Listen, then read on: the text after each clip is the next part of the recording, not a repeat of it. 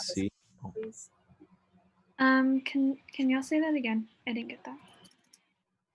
Can you strike my CEC's officer report, please? Striking CEC. Thank you. Can you strike FSC officer report? Striking FSC. Could you also strike the SWC programming fund, please? SWC Programming Fund. Could you also strike my officer report, please? Yes, ma'am. Can we strike capital contingency? Capital Contingency. Could you also strike the OCHC report, please? OCHC.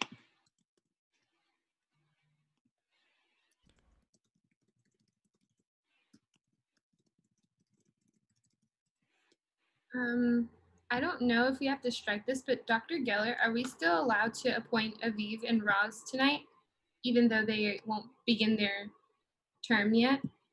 You can go through with the process of appointment.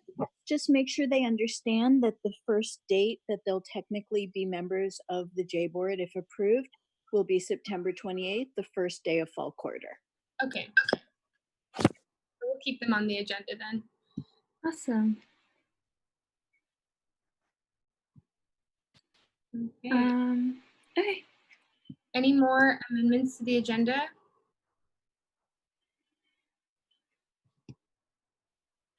If there are no amendments, a motion. I motion to approve the agenda. I second. Emily motions, I think Promise seconds. Okay, sorry, I'm getting my count together. Okay, IDP, Yes. EDP, Yes. Gen Rep 1, Gen Rep 1, Yes. Gen Rep 2, Yes. Gen Rep 3, I don't think Elijah's here yet. Okay, we'll leave it. AAC, Yes. CEC, Yes. CAC, Yes. CSC, Yes. FAC, Yes. FSC, Yes. SWC, Yes. TSR, Yes. ISR. Yes. Awesome. By a vote of 13 to 0, the motion passes and the agenda for this week is approved.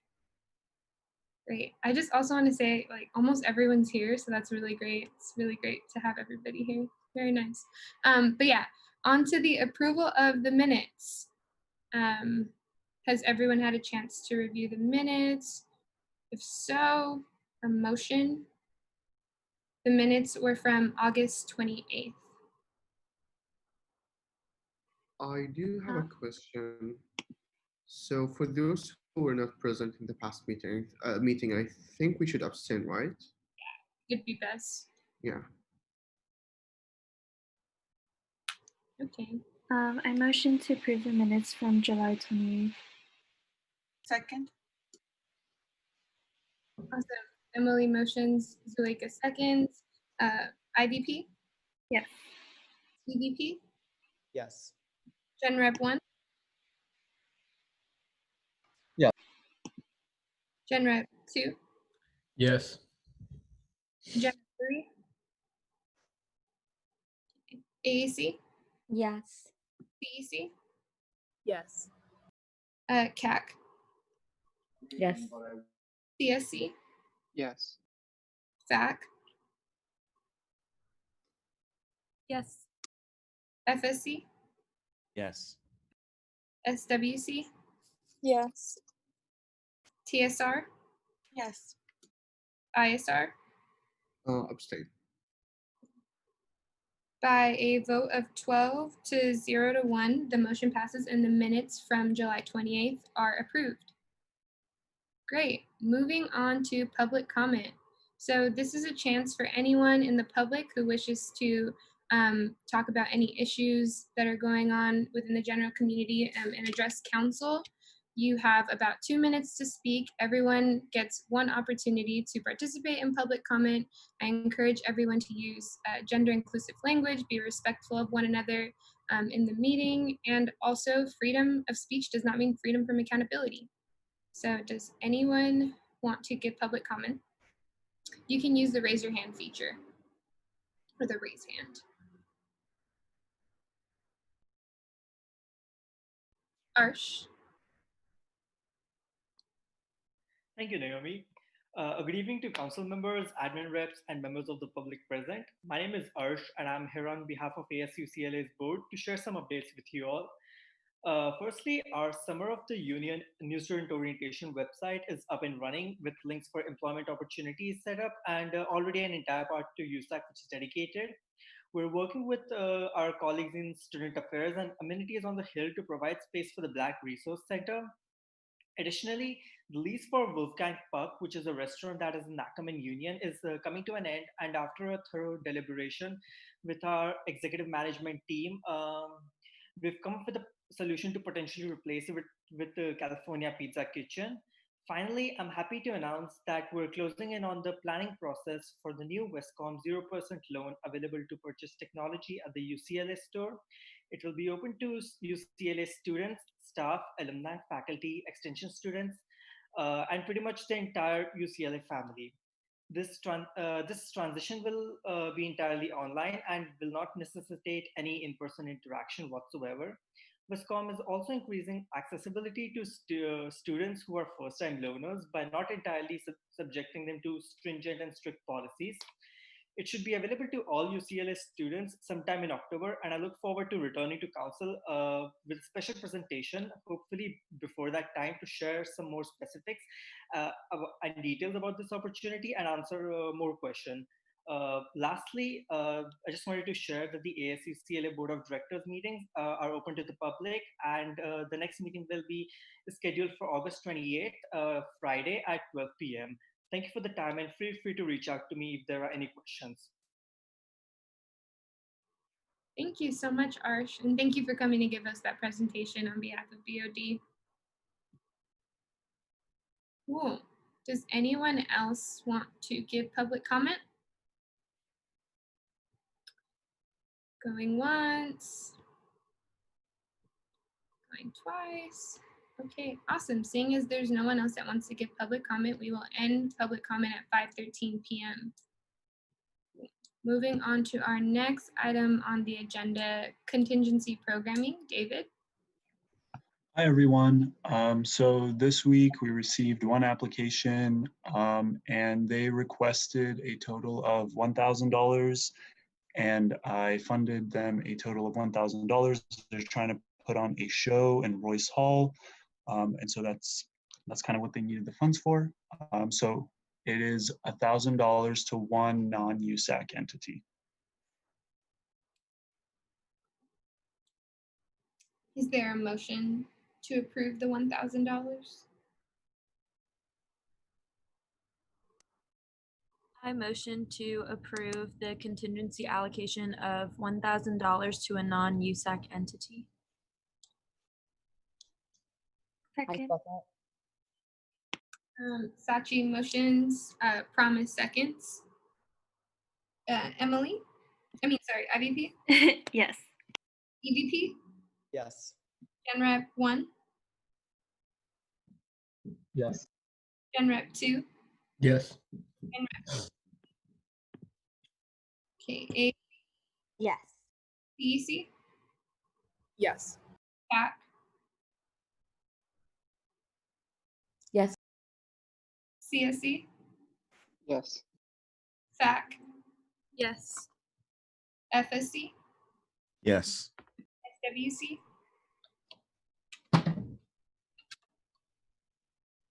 SWC?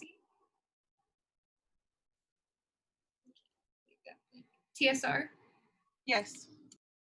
ISR? Yes. Ooh. Sorry, I need to do my math. Cool. By a vote of 12 to 0 to 0, the motion passes and the contingency allocations are approved for this week. Let's see. Next, we have SFS allocations. Hello, all. Hi. Sorry, I was a little late, so I missed the whole striking portion. So we can additionally strike this. Thank you. Great. Okay. So seeing as there's no more other funding allocations that we have to approve for this week, we can go right into special presentations. We have the COVID-19 messaging strategy. Emily, I'll leave that to you. Awesome. Hi, everyone. So today, a couple of members from UCLA Strategic Communications has joined us. I don't know if Kate is on. Oh, my Zoom is malfunctioning. Oh, hi, Kate. Thank you so much to you and your team for coming out here today. I'll just pass it over to you. Kate came and her team gave a presentation to the Public Health Ambassadors Strategy Work Group the other day. And I wanted to invite her and her team to come give a similar presentation to council so that they could solicit some student feedback. Thanks, Emily, and thank you all. We really appreciate you having us.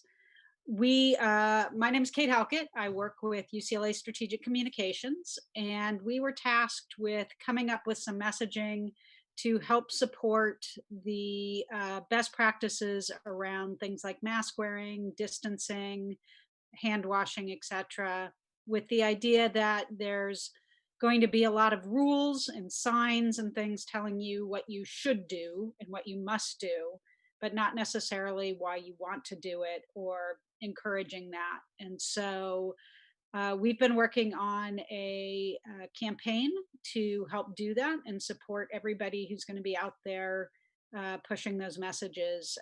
Emily is on the ambassadors group, and we know that team is going to be front and center in trying to convey that message. So it was really helpful to get their input, and we would love to hear any thoughts and everything you have on this work. It's very much work in progress, and which is exactly why we want to show it to you right now, so that you all have an opportunity to give us your wisdom so that we make it as good as possible. And with that, I'm going to turn it over to our creative team and James to lead you into the creative work. All right. Hey, everybody. I'm James. I'm a senior writer at Strategic Communications. Thanks so much for giving us some time to share with you today.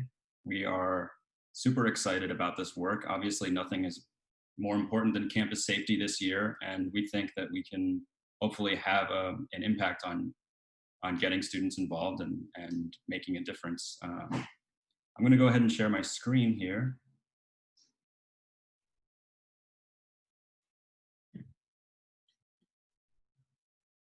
There we go. Just let me know if anyone has trouble seeing this. So like Kate said, we're going to show you two concepts. This is work in progress. So at this point in the process, these are kind of high level and rough. They're not totally fleshed out and totally visualized and materialized at this point. You know, what we would love some feedback on what you guys think about it, any pros and cons that you see. So I'll go ahead and get right into it here. So the first concept we're showing is called I Wear It For. The idea here is to focus on mask wearing. You know, in our research, that seems to be by far the most important. Obviously, there's several best practices that we hope to promote, but mask wearing is number one. It makes the biggest impact. So here you can see some of this concept visualized in print ads. So this could appear on a kiosk on campus or a magazine. So generally the idea is I wear it for, and then people can start to tell their stories about who they wear it for. So, you know, if it's their grandmother or who else in their life. You know, a lot of students,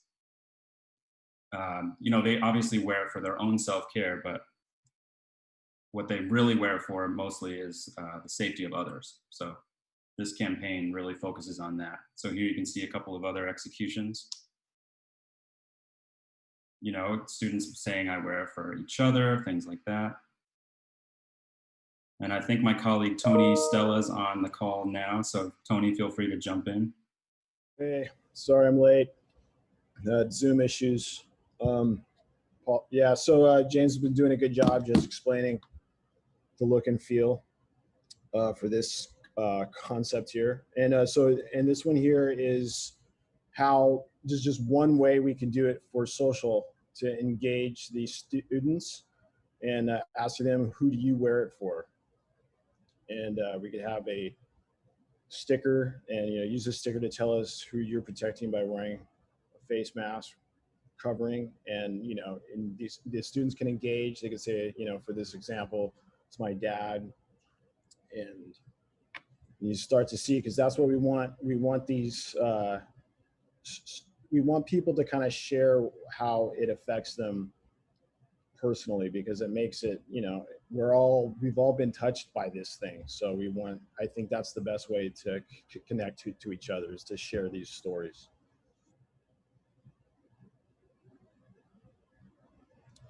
And this is having kind of a little bit more fun with it, and it's okay to have fun.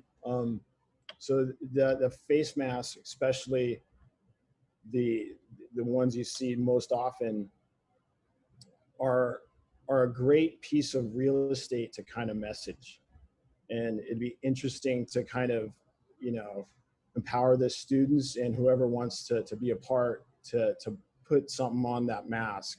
It can be a message, or it can be just the people that you love, or it can be a cool quote. It could be whatever you want, and to share that. And it kind of makes it even more personal and encouraging. So we were briefed that recently the UCLA store does have cool masks right now with a script, but we were kind of asked to kind of create some more, hopefully, if these could be made. So these are just more classically like branded masks that that you could use over and over. Show your school spirit. And here's some. These could be actually real stickers. We can make these buttons, and these are also social stickers that can be used in apps and stuff like that, and be translated into GIFs.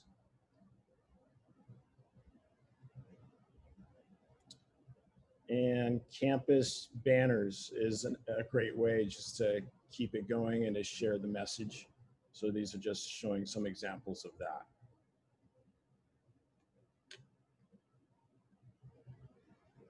So the second concept we're going to show you is a little bit, it's called Bruin for Bruin. It's a little bit more kind of overarching. It's not just about masks. It could be used for different types of things. So let's get into it here. So with these concepts here, it's really showing, that it's not about students, it's about staff and all the people that are a part of this UCLA campus and experience. So it's not just limited to students, which students are in a way the most important, but it shows the interaction that you're taking care of each other and you're looking out for each other.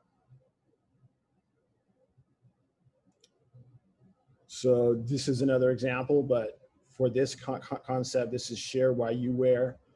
And Joe Bruin here is wearing his mask, and it could be another example of engaging students of why they wear it. And so, these are just examples about grandma and gramps, campus safety, and my Bruin community. Oops. And there. Oh, and yeah, this is I was kind of late to the party for this, but I found out that Smize is smiling while you're wearing a mask. So this will be a fun thing to do. We can get people to do their best Smize while they're wearing the mask. And like I said, it's okay to have fun during this time and to get through this event we're all going through right now. So this is just one way we could do it. And these are more specifically branded masks for Bruin So it can be large across, or it can be smaller. So just going back to those mask if you would want to have one and keep it versus the disposable.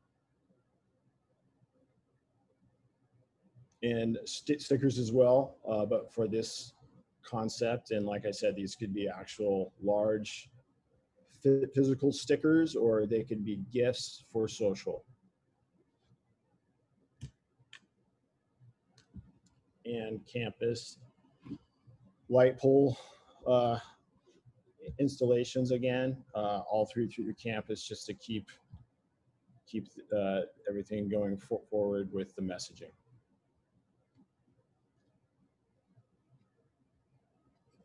So this next section, Tony, you can speak to it more, but the idea here is to make coming back to campus feel a little bit less daunting and kind of make it a little bit more inviting, make the action of wearing a mask and taking care of each other, kind of try to change the culture a little bit, but do it in sort of a more creative and a little bit fun way, like Tony's saying, and kind of make it a little bit more of a celebration and create this kind of solidarity of taking care of one another.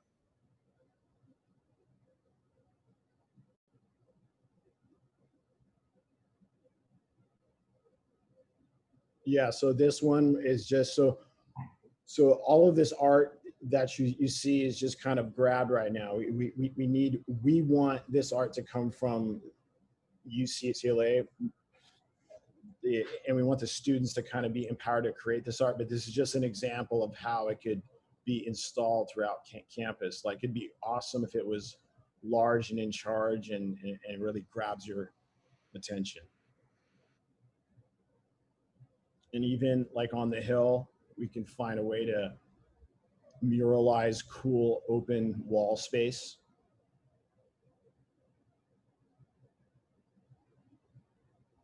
And even kind of street art, we can just, it would be really cool to do stuff on the ground so it just kind of appears where you at least expect it. It could be small things. And once again, it could be all over. It could just be where people walk. It could appear around corners and entryways.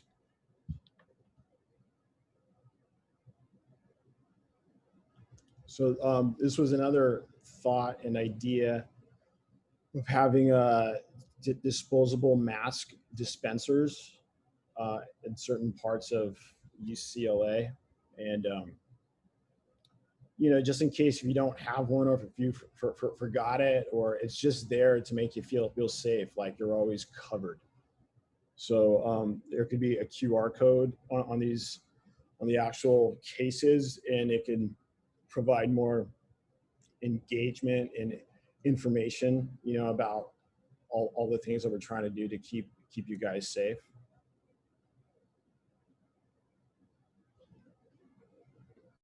And hand sanitizer stations as well. These are just two ways that we can brand them for the concepts that you just saw. And the image that you see left is just showing where could be great to have an actual 6-foot minimum, like painted ring on the ground around these, just to kind of let people know that it'd be one at a time, because you don't want people crowding around the sanitizer, because that would defeat the purpose, wouldn't it? All right, so here's another idea. These circles. So one on the left, just a concept idea, is called social circle, and then one on the right, is safe circle. And they're just these graphics that would be around campus, and it'd be a 6-foot diameter circle, and you stand in it, and to really get the idea and the feel of what actually 6 feet apart is, because everyone has an idea of what 6 feet is, but I guarantee if one person's 6 feet might be actually 5 feet or 4 feet, or vice versa. So this is a cool way to kind of play around and understanding what 6 feet apart actually looks like. So we have, obviously social media is going to be a major part of getting students involved.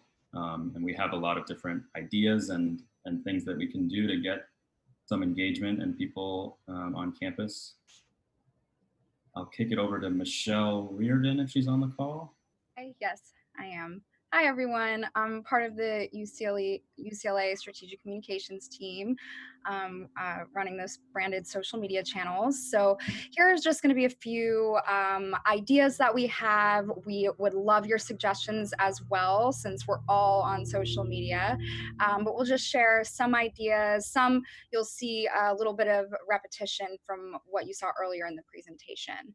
So, between the two campaign concepts, we would be turning those into hashtags. So either Bruin for Bruin or I Wear It For to start.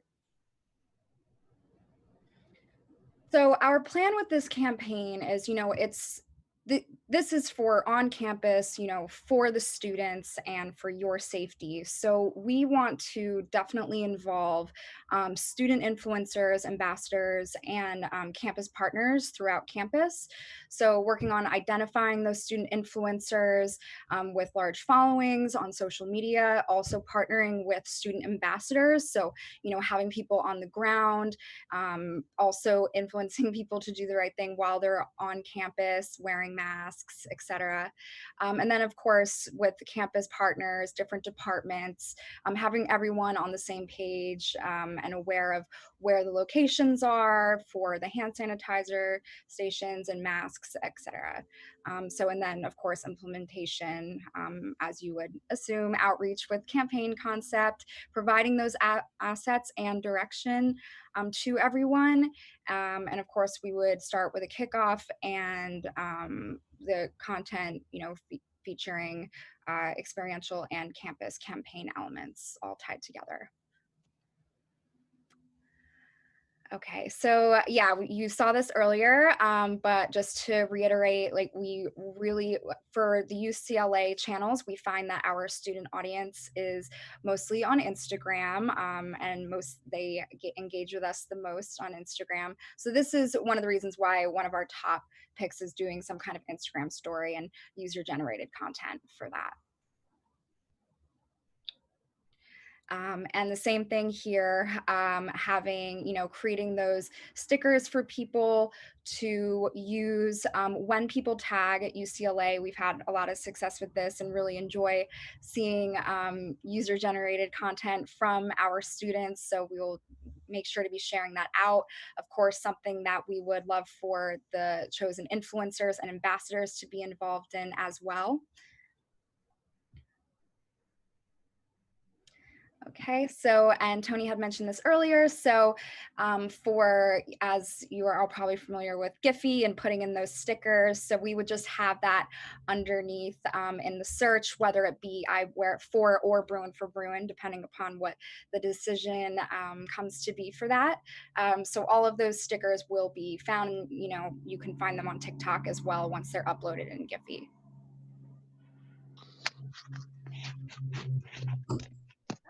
Okay, and also engaging through the different features on Instagram, specifically IG story question sticker for this example, having people answer. Not everyone wants to probably answer just with their face or a video, so this is a nice way for people to involve.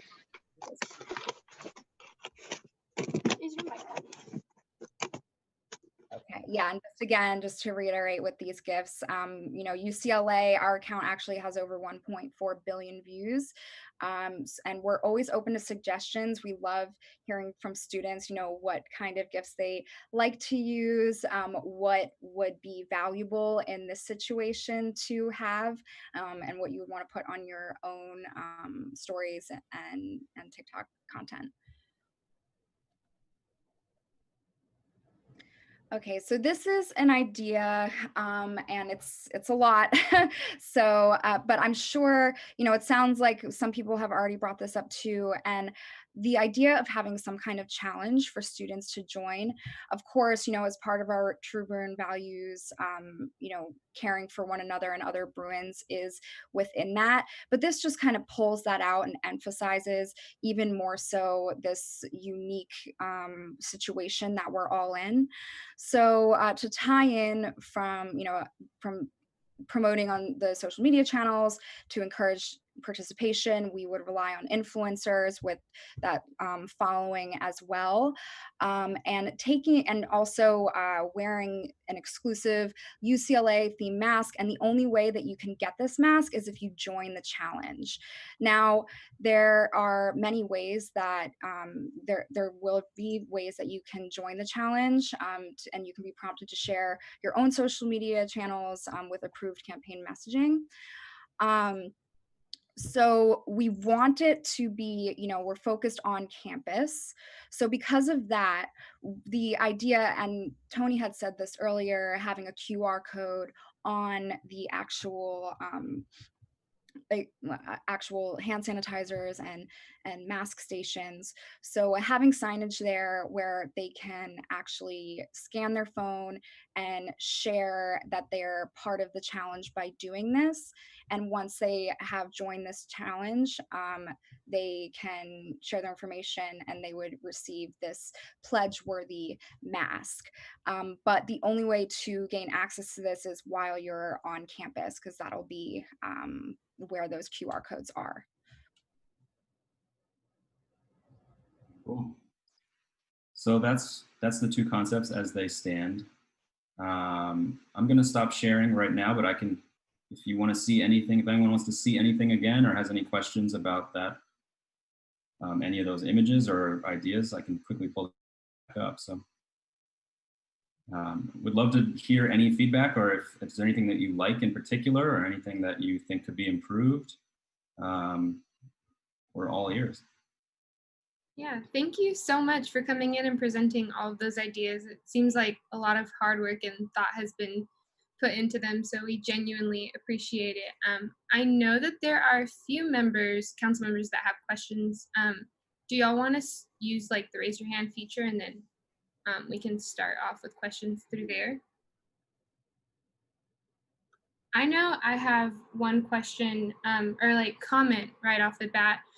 In terms of like the masks, like UCLA centered masks, I had posed this idea, Breeze and I had actually, the AAC had posed this idea to the Dean of Undergrad Education, but possibly even commissioning students to create art for the masks as well. As you've seen, like the masks that people tend to wear now are the ones that are like really cool or like have sayings on it. I know I have one that says like I can't breathe, and to me that's like a political statement, walking out and wearing my mask, and also being a Black woman and wearing a mask that says I can't breathe. So there's a lot of creatives that are coming out with like masks, and I feel like students can also I think that they'd like want to do that too. I know the IVP office has like a t-shirt design contest. So if like they were to also launch like a mask design contest, that'd be really cool. Even with like UCLA sayings that we have, I'm not like a person that has like a saying, but a lot of people say like make jokes about, things that are going on at UCLA, Bruin life, stuff like that. So that's a concept. We'll go with Jong and then Sachi. Or sorry, did I cut someone off? Okay, go ahead, Jong. I have a question. Do you think it would be worth asking any vexillological/flag design clubs or organizations we have on campus for advice? Since it seems to me that the design constraints on flags and these masks are somewhat similar in terms of like how much space, visual space is available, and the message that needs to be compactly conveyed.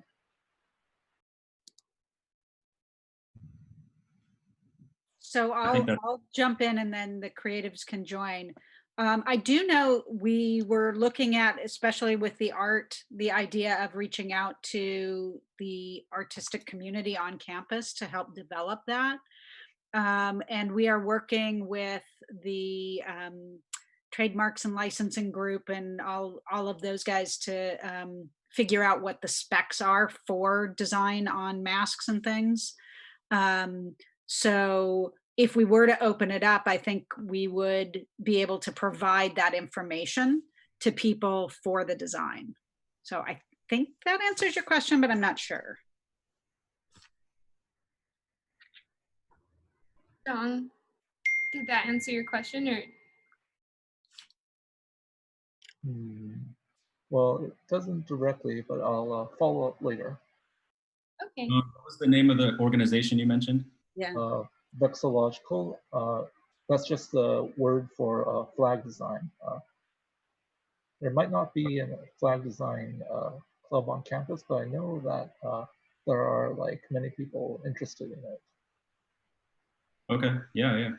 Mm-hmm. I think that's a great idea. And also, Naomi, just to respond to your idea of adding some like Bruin-centric phrases or anything like that to make a statement, I think that's a great idea as well. Thank you. Sachi? Yeah, hi. Yeah, first of all, like, thank you for that presentation again. It was super interesting to like learn what you all are doing. And I think I'll kind of echo what other people have said and just like emphasizing that I feel like the more student content that there is, the more appealing and like convincing that is for other students. So definitely like commissioning art, from other student groups, having contests to get people to design stuff for that, I think would be really great. But even just like, I'm trying to think, like, I know that the UCLA like housing page is like more like student run, I don't know how to like, I don't know exactly. But I think that if there's a way to really get that content like coming directly from students, like whatever the message that you all want to put out, that would be really, really beneficial. I know that I saw at Boston College, and I can't find the account, so if I find it, I'll send it to you all. But it's this like student run page, basically just emphasizing like why you need to wear a mask, like medically, like this is what's gonna happen like when you wear a mask. The vibe was kind of, we want to get back to normal life, so please do this now so that later on we can all benefit from it. So I think that like that's kind of where I'm coming from in terms of, this is really students really trying to compel their fellow students to follow suit, so that all of us can benefit in the end and have like a better campus life eventually. But yeah, I think those are my general thoughts. I had a few questions as well. The first one was for the like student influencers that you mentioned. How are you gonna like go about identifying those students? Hi, yes, that is a great question. And also your ideas and thoughts about sharing, on different student run social media channels. Absolutely. I love that. And I would say that we are hoping that maybe even people on this call could help us with that, identifying those influencers.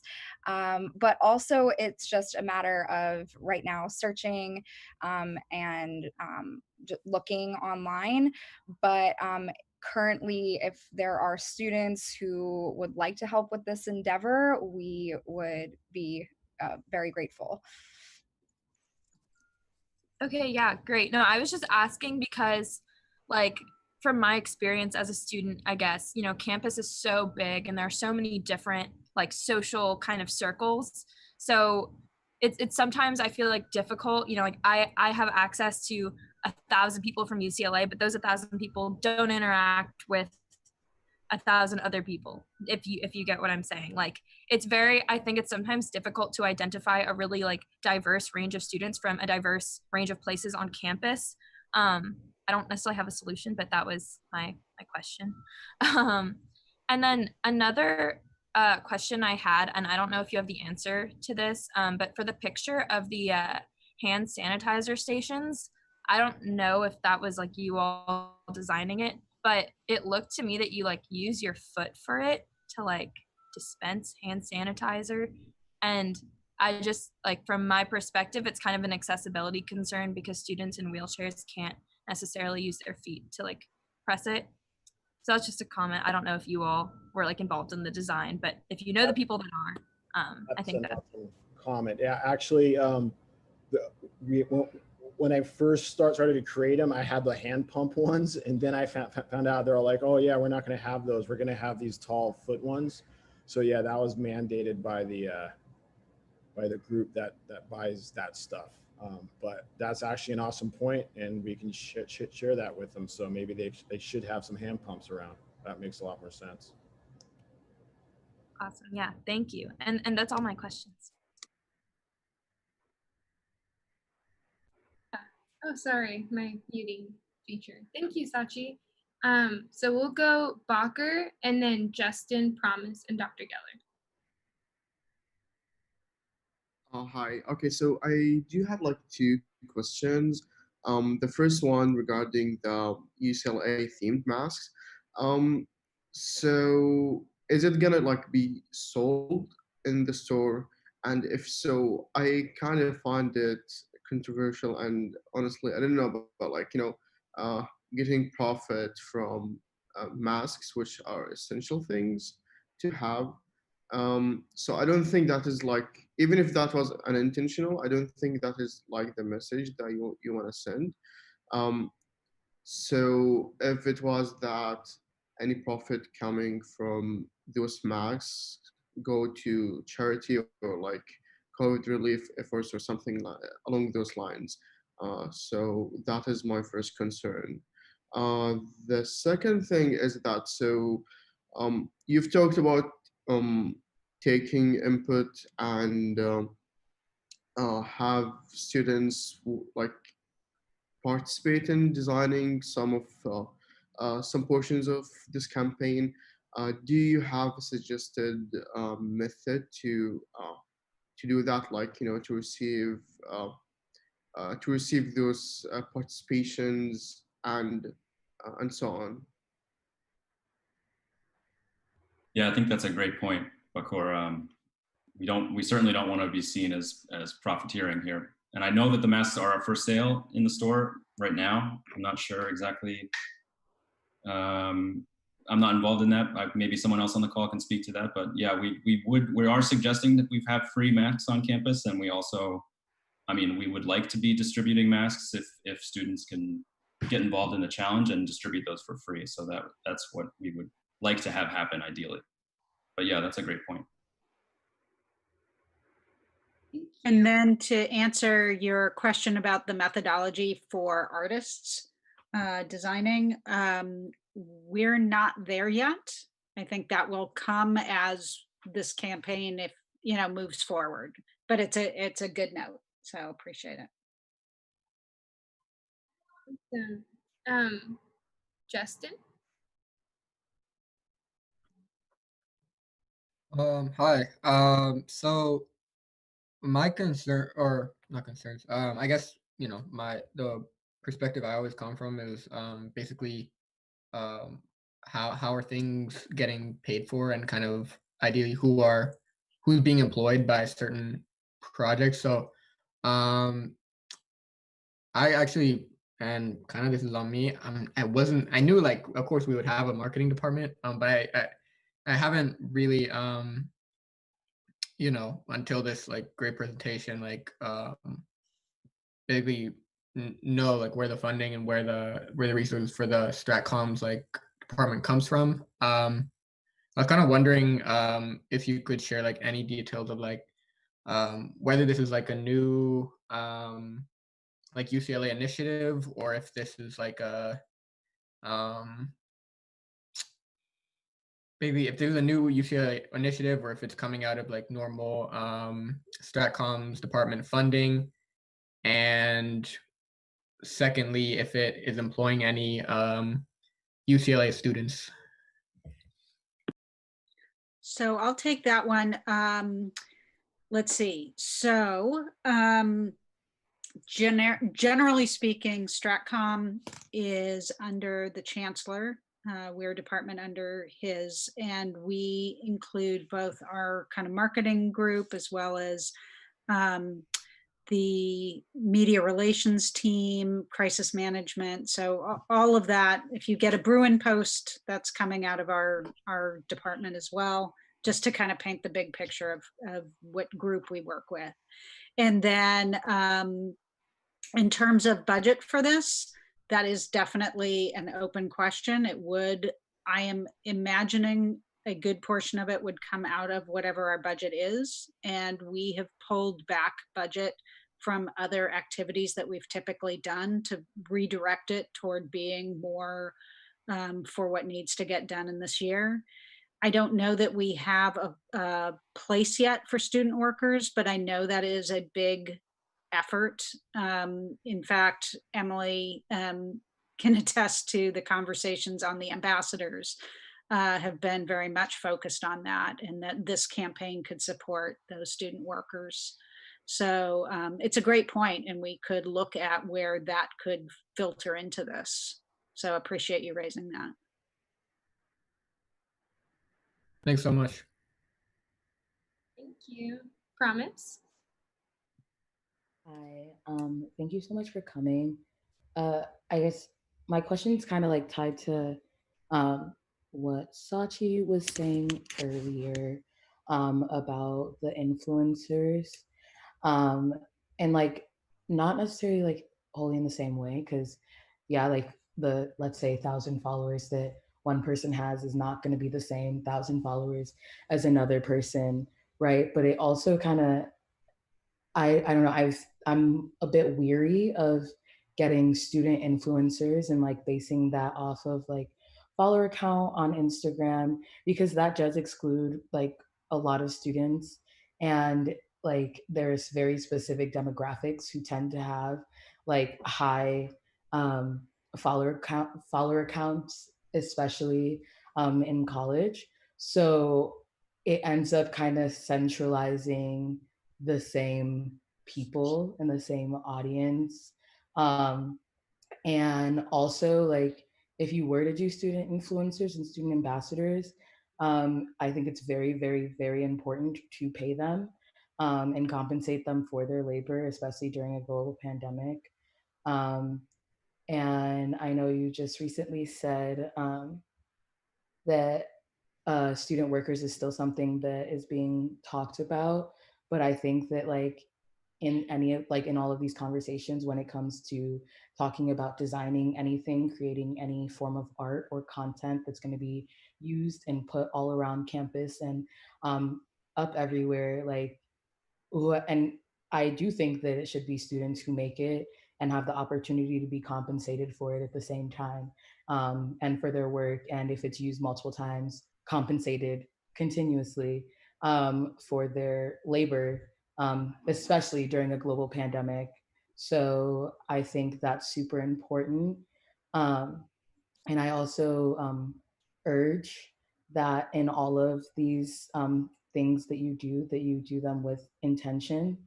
Um, I am the Cultural Affairs Commission, and like we like this is something that we like do. We put on campaigns of sorts, but it always needs to have intentionality behind it, and not just trying to create a faux sense of community without addressing like the differences and the things that like harm different communities and everything. Like not like it's not enough to kind of just take a picture of one Black person and call it a day.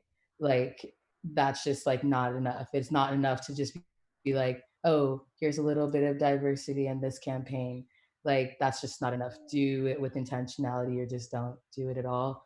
And yeah, and it would be wonderful if we could find out like where the money for this is all coming from, and like how everything is being spent, um, because I think like for most students, especially in a time like this when we're not really getting much leeway and stuff from the university, I know that I would be quite annoyed and peeved if I found out that this money was coming from something else and it's like essentially falling once again on the students' shoulders, when like it's like I get this campaign is to like promote wearing masks and like promote like community safety, but like right now one of the biggest things that we need to like even ensure being able to stay safe is some sort of security.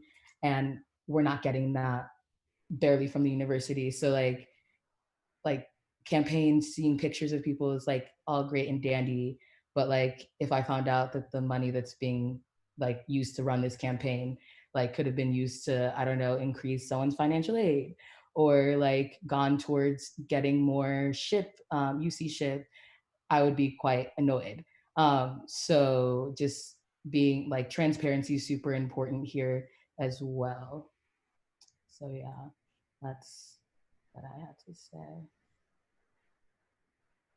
Thank you. That's all really good input. And we will take that definitely on board. I know we've made some efforts, but you make us want to double and triple down on it. So thank you. And I'd love to give input if you would like any assistance as well outside of council. Fantastic. Thank you. Thank you, Promise. Dr. Geller? So I wanted to thank all of you for taking the time to share this presentation and to welcome feedback from students and student leaders. I think that's important and appreciate your willingness to do so. I do want to reinforce a couple of the points that have been made by Sashi and Promise.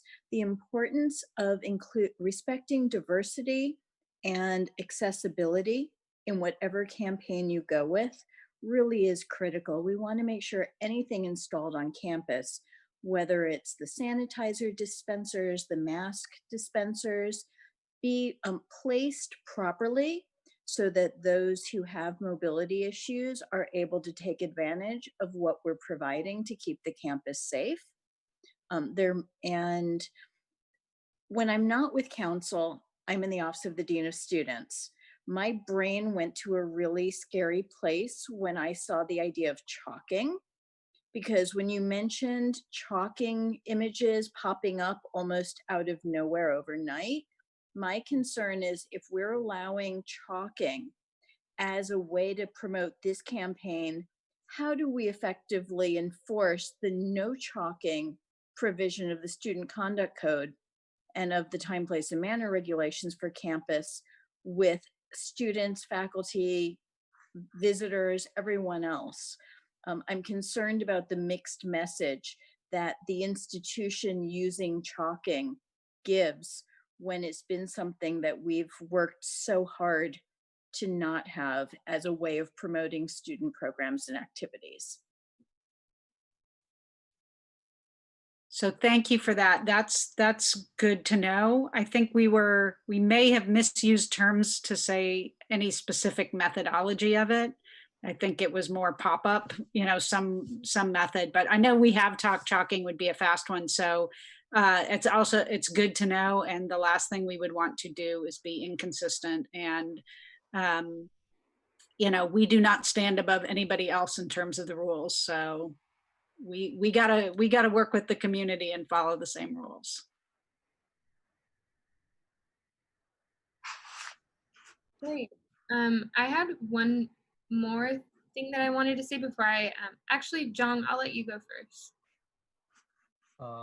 Can I ask if you're also considering a method based off some research done by the Cedar Sinai Medical Hospital, which found that the best way to promote hand washing amongst their doctors was to set up a screensaver on their computers showing them like a cultivated sample from their hands of how much bacteria was actually on their hands, and it showed like literally tens of thousands of colonies once cultivated. Perhaps something similar could be done with the masks, and showing like the difference between how much transmission and like bacteria and viruses transmit with mask versus no mask. That is a really interesting idea. I know we've stayed away a little bit from some of the more scare tactics that one sounds like, but I know it's effective, and that sounds really interesting. And I also like what you're saying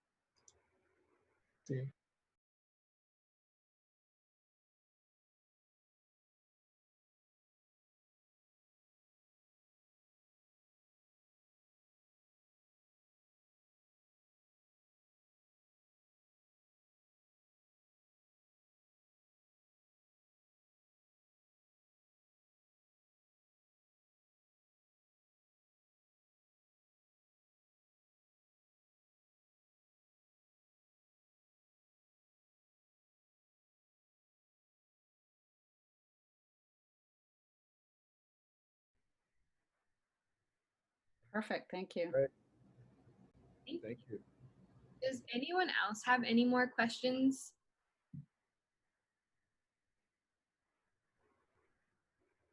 Okay, I don't think there are any more questions, but yeah, we thank you so much for coming in and talking to us, giving us the opportunity to weigh in and give our input. It's really appreciated. We don't always have administrators coming to us first about things, so it's awesome.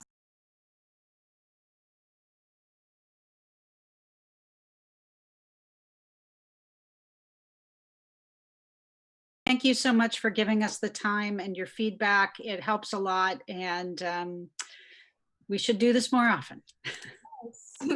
You're welcome anytime. All right. Well, thanks very much. Appreciate it. Thank you, guys. Bye. Appreciate it.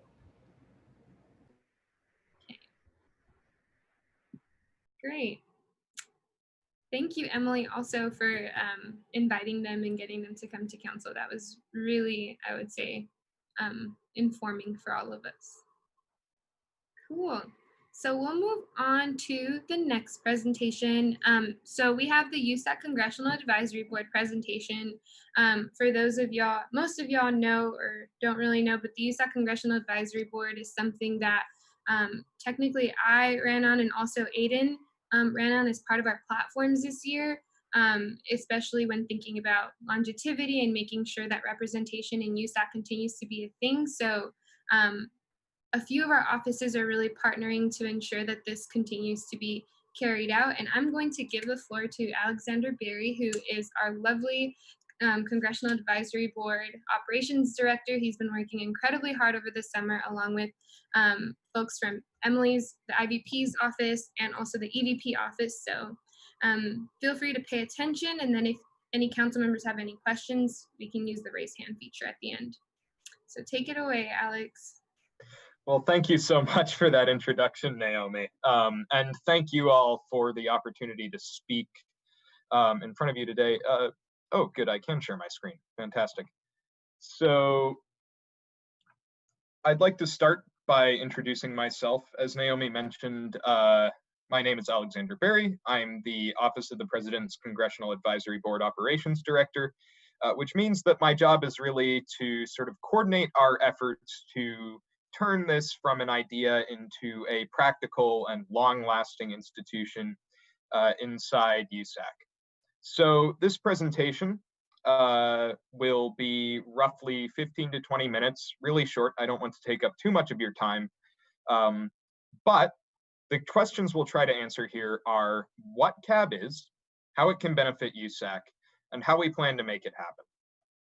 So I want to jump right in and talk about what the Congressional Advisory Board actually is. And Naomi already talked about this, and I'm going to reiterate a lot of what she said in very broad strokes.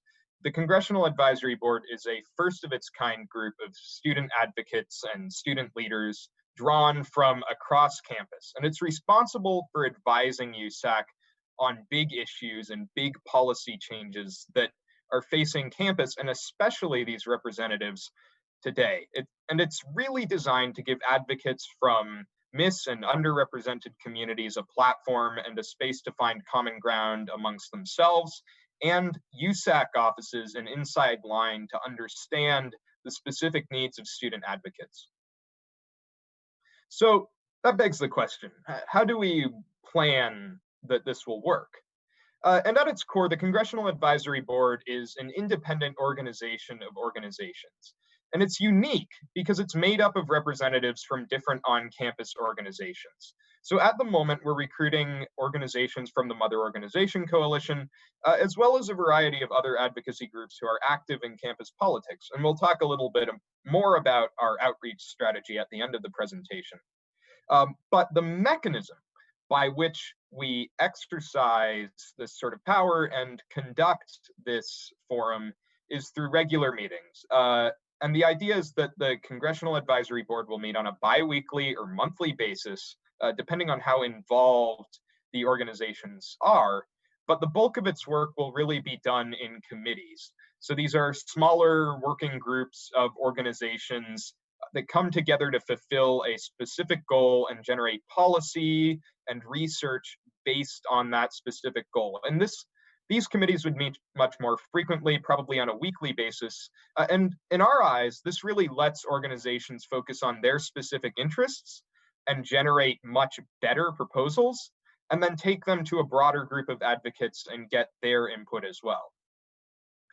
And then the next mechanism that really makes the Congressional Advisory Board work is the chair. And this is a very effective power balancing mechanism between the independent organization of the Congressional Advisory Board and USAC. So the Congressional Advisory Board's chair is nominated by the USAC president and confirmed by the Congressional Advisory Board. And this allows USAC to sort of bring an advocate in onto the board's chair, but it also makes sure that USAC can't take a unilateral action that's going to potentially not be in the interest of the advocates represented on the board. So it maintains a balance of power between the two organizations. And then finally, there's a central spine in the organization of independent support staff. And essentially our goal, and that's me and that's my team, and that'll be us eventually once the Congressional Advisory Board is an independent organization. But the general idea is that the central support staff is able to help individual advocates navigate the bureaucracy of the university and generate resources and sort of give them the tools they need to operate in these official spaces and in this official capacity. Because, you know, hasn't traditionally been the domain of a lot of advocates, but we want to transform this to make it their domain. So, you know, I'm sure that all sounds great, or I hope it all sounds great. But at this point, you all are probably asking what the Congressional Advisory Board can bring to USAC. And when we go to external organizations, when we go to advocates, we always try to give them three prongs of our approach and our belief in what we can bring them. And we apply the same approach here. And the first prong is access, because we know that the current process for USAC outreach to on-campus advocacy organizations is lengthy and time-consuming.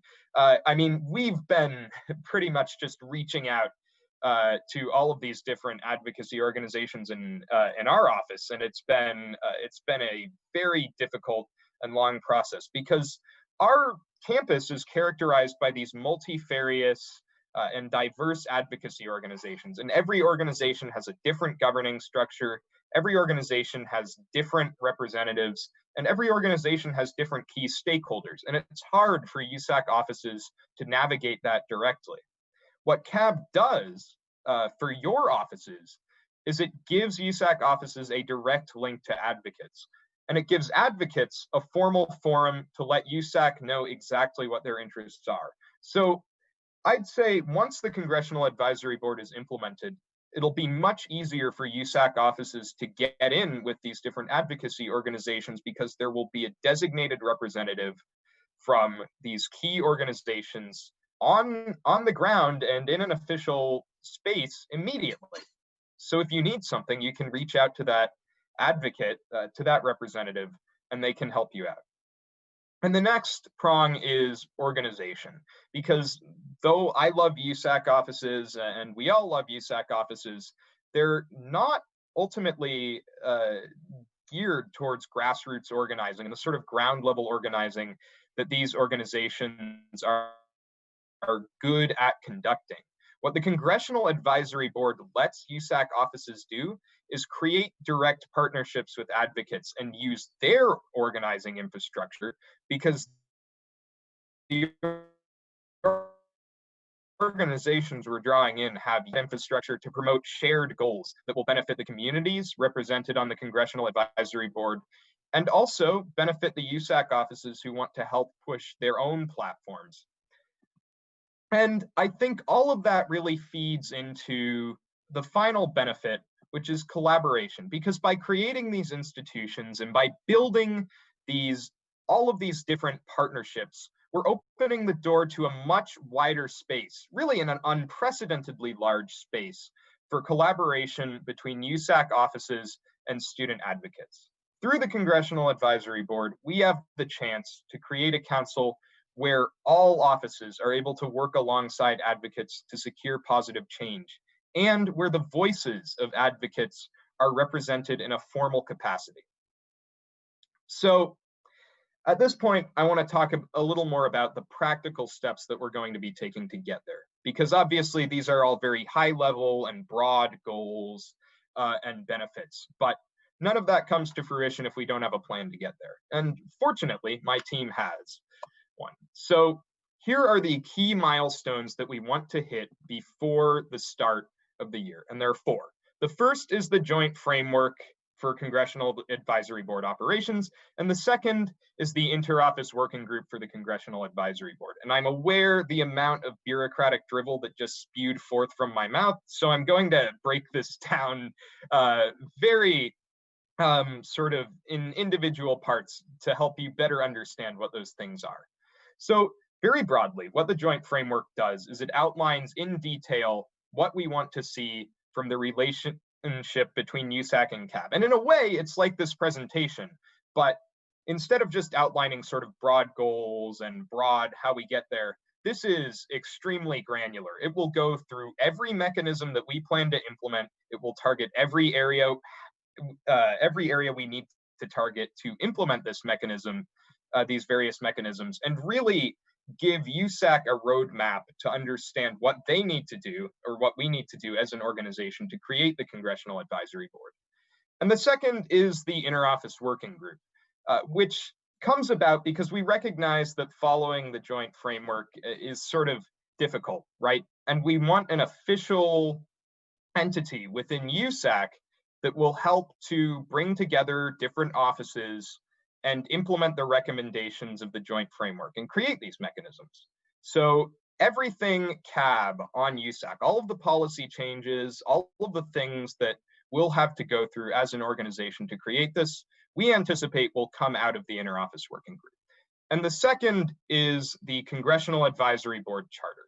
And this charter outlines specific power sharing agreements between USAC and the Congressional Advisory Board in a very sort of broad sense. And it lays the legal groundwork for us to implement bylaws amendments and other policy changes to create the Congressional Advisory Board.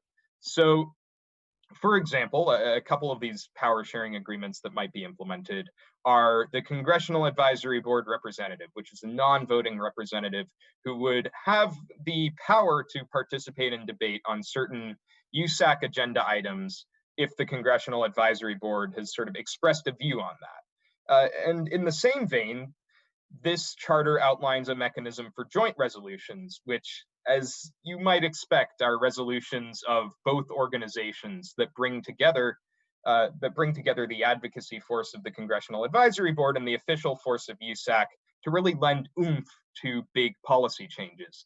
And finally, this would also lay the groundwork for joint oversight of surplus funding. And as we see it, this is really a formalization of the system we already have, where advocates and on-campus organizations play a very large role in helping figure out where USAC's surplus funding goes at the end of each year. And what this would do is essentially provide a mechanism by which USAC and CAB come together and hammer out where they want to see that money go, because if they don't, then that money can't go anywhere. Essentially, it's subject to 2 layers of approval legislatively. So the third key milestone that we need to implement before the school year starts are the USAC bylaws amendments, the conforming amendments that we need to implement those broad powers outlined in the charters. So these will originate in the working group, and they'll just provide a means to really embed the powers that we're outlining here into the institutional structure of USAC. And all of that will culminate in milestone 4 at the beginning of the school year with the initial Congressional Advisory Board meeting. And we hope that at this meeting, both organizations will be able to enact a joint resolution sort of expressing the continued commitment to creating an equitable advocacy space and ensuring that USAC's decision-making process will continue to reflect the interests of advocates for years to come. So this is a very rough timeline of how we plan to proceed. So by late August, that would be next council meeting, we hope to have a resolution authorizing the Office of the President to create a memorandum of understanding to build the interoffice working group, and the memorandum of understanding passed and signed, and sort of all of that bureaucratic stuff dealt with. So we have the month of September to go through as the working group and unveil the first draft of the charter and release it to USAC and advocates in early September, and then help bring that through USAC in the middle of September, as well as the bare minimum of bylaws amendments and standing rules and other policy changes that we'll need to make the first Congressional Advisory Board meeting possible. And then in maybe week 1 or 2 of fall, depending on the schedule of our individual advocates, and by that time there will be a couple of them, we plan to have the first Congressional Advisory Board meeting. And this, again, is the culmination of a lot of effort from our office and from all of our interoffice collaborators on this project. So hopefully it'll be a big event, and I'm excited to be able to see what happens when we get there. So finally, I want to talk a little bit about our outreach strategy, just because I think it would be beneficial for you all to see what we're doing on almost the other side, right? Since I think you've seen a lot throughout our presentation of sort of, this is all of our USAC side stuff, but this is what we're doing on our side to help implement the Congressional Advisory Board. So our outreach strategy consists of 3 phases. And the first phase is the core advocacy group. And as we see it, this group should comprise the largest and most engaged organizations on campus. So we're targeting organizations like the Mother Organization Coalition or the Transfer Leadership Coalition or YDSA, or sort of all of these really engaged organizations that are reaching out to a lot of students and have a lot of capacity for grassroots organizing. And those are the people we want to have on board on day 1, so we can move on to recruit the second wave of advocates, which is a much wider range of sort of subject-specific groups and smaller organizations that we can get on board to help diversify the Congressional Advisory Board and ensure a larger amount of viewpoints are represented there, and also just to make sure we have a lot of sort of subject-specific expertise and research going into the policy proposals we make from these different subject-specific advocacy groups. And then the last phase, and the phase that the Congressional Advisory Board will continue through for most of its life, is a shift to a focus on member retention, individual recruitment of members, and open applications. So at this phase, we have a big sort of base of advocates, right? I believe our current figure is maybe 36 to 40 individuals are already on the board, already serving as representatives. So at this stage, the applications to join the board are being publicized, and outreach staff are identifying individual groups that have sort of made a difference but might have slipped under our radar in these first 2 waves, and reaching out to them and asking them to apply to be represented on the board of on the Congressional Advisory Board. So at this time, that's about it. I know that was a lot. So I do want to take questions from you all about the board, about how we plan to implement it, and pretty much anything else. I'm completely open to anything you might ask. So I'll stop sharing my screen now. Great. So we'll go, thank you so much for that awesome presentation, Alex. So we'll go Justin, Sachi, and then Bacher. Is that a hand? Yeah, I think Blocker was saying it. Yeah. Okay, great. So we'll go Justin, Sachi, Parker, and then Christina. Go ahead, Justin. What's up? Thank you, Alexander, for this presentation. I'd like, yeah, and I guess this is, I don't know if y'all have thought about this yet, but and I haven't been doing necessarily groundwork on it yet, but I had been thinking about specifically for the mother organizations, starting to advocate for baseline budgets, similar to that they did circa like 25 years ago. I was wondering if CAB was thinking at all, like what, I don't know, what kind of funding needs was CAB like looking to, have, if any, like, or if y'all have thought about that or anything like that. Well, I think that's a great question, and thank you for that. I think very broadly, the beauty of the Congressional Advisory Board a little bit is that we really don't need, I mean, right now, everything's virtual, so we really won't need a ton of direct funding, right? If we plan maybe to do joint programs with USAC, if we plan for more organizing support, we might need to ask for case-by-case budget items. But really, in terms of a big sort of baseline line item, we're not anticipating a huge amount of money, if any, will go into these. Once we get back to in person, it would pretty much be just to cover the cost of registering space for events and things like that. A lot of logistical stuff. Moving forward, we might want to do stipends or something like that for board members or board officers, but as it stands right now, we're not anticipating a huge amount of stuff. For sure. Yeah, I was wondering if y'all had thought about that. So I can maybe reach out to Naomi and Aiden again about, it sounds like this might be like a separate type of thing. And I think actually that's probably a good way to go in terms of like convincing anyone to, go forward with this idea. If things cost stuff, people don't want to do them. But yeah. Absolutely. I also wanted to hop in really quickly and say that this was brought up by an organization that we met with, that this is something that used to happen in the past. And if that was something that we wanted to provide, I think we'd be like looking at like a referendum or something of that sort if we wanted it to come from like student fees. So I do think that is a separate conversation, but it's one that should be had at the same time as CAB, because CAB is essentially, from my understanding of what the organization was saying, CAB is essentially very similar to that structure without the baseline budgets. So we should talk more about that. Yeah, absolutely. Go ahead, Sachi. Oh, sorry. Hello. Also, thank you so much again for that presentation. It was really great. I learned so much. I just had a quick question. I know that you all are still like you're phasing kind of what orgs get to sit on CAB. So it's kind of like these like, bigger, most active orgs at first, and then maybe it's open to more people later. But I guess I was just wondering, how you plan on ensuring that smaller student orgs that still, really represent key parts of the UCLA community have access to something like CAB. What I'm thinking of specifically is the Disabled Student Union.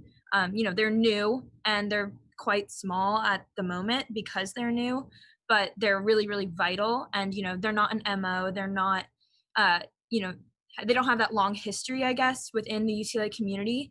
So I was just wondering if you plan on like trying to incorporate those kind of orgs, maybe in the first phase or maybe in the second phase.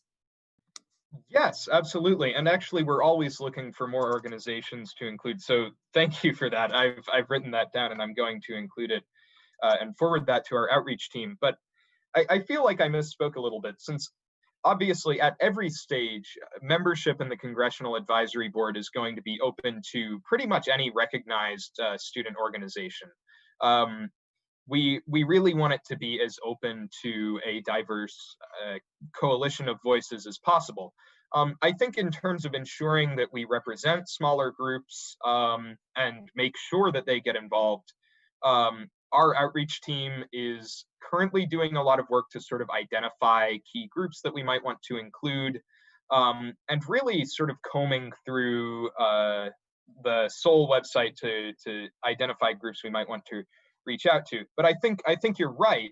We are making, we need to make an effort to include smaller groups, and that's not just in the second and third waves or whatever. I think we are going to be broadening our reach a little bit to different organizations, and we're really going to be putting a lot of effort moving forward into sort of identifying, again, those key issue-specific advocacy organizations that we need to make our structure work.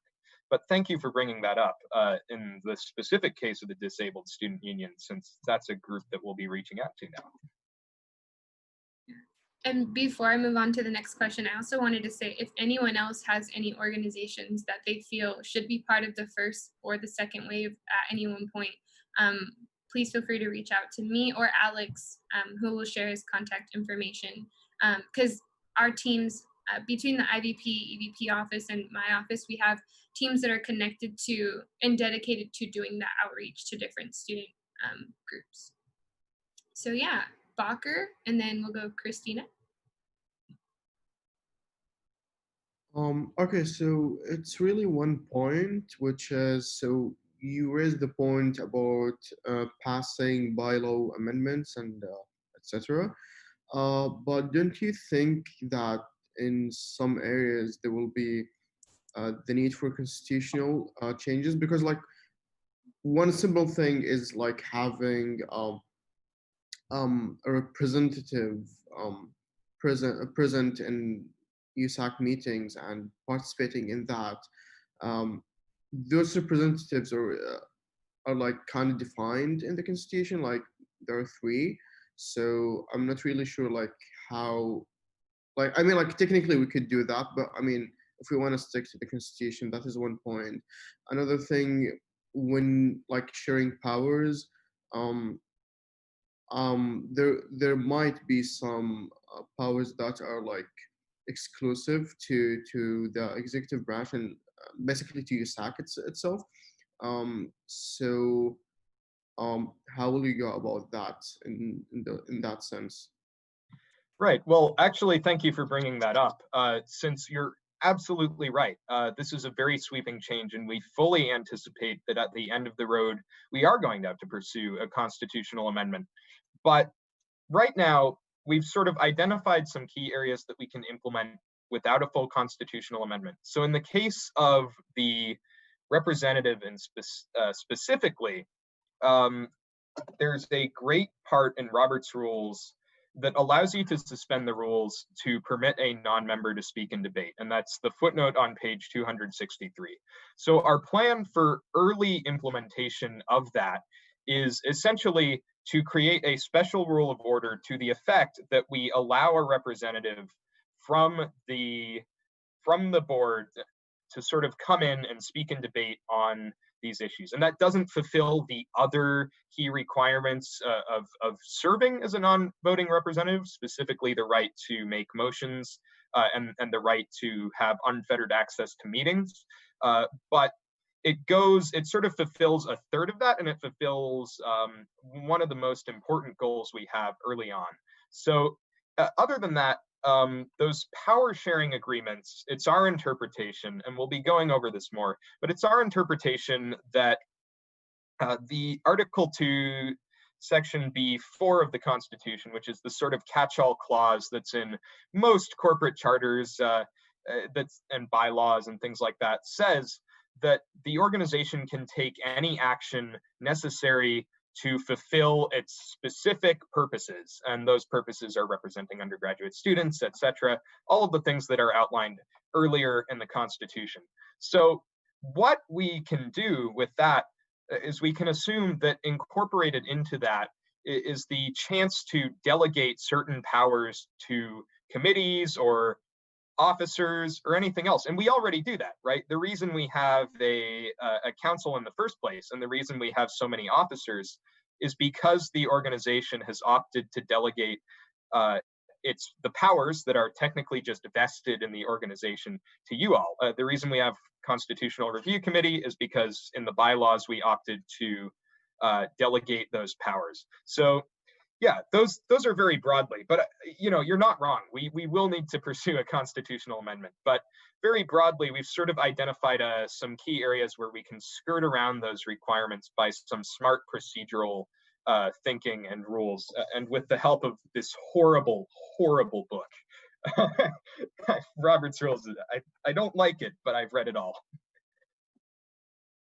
Does that answer your question? Okay. Yeah.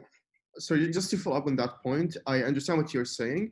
But just to note that in Article 2, Section B, when in the first clause, when it comes to powers and responsibility, it says that all powers except for that of the board are vested in USAC. So it's, and then when you said in clause 4 that the council shall have all powers consistent with the provisions of this constitution. So it have to be consistent with those provisions. So in a sense, even though council can take necessary measures to achieve to basically achieve their mandate, we have to stick with the provisions of this constitution, and that includes the first clause, which says basically that powers are vested in USAC Council, in USAC. So that is something I just wanted to point out. I know this is technical, but it's what it is. So yeah. No, definitely, and you do raise a good point, and again, I think there are specific powers that that are reserved, especially the specific powers in Section B, Clause 3, that we can't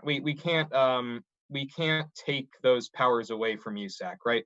We can't delegate those in whole or in part, but in terms of this Section 4. You know, I'd point again to sort of the CAB is ultimately, in terms of technically where it sits, it is ultimately a part of USAC, right? It's a part of the organization and the institution at large.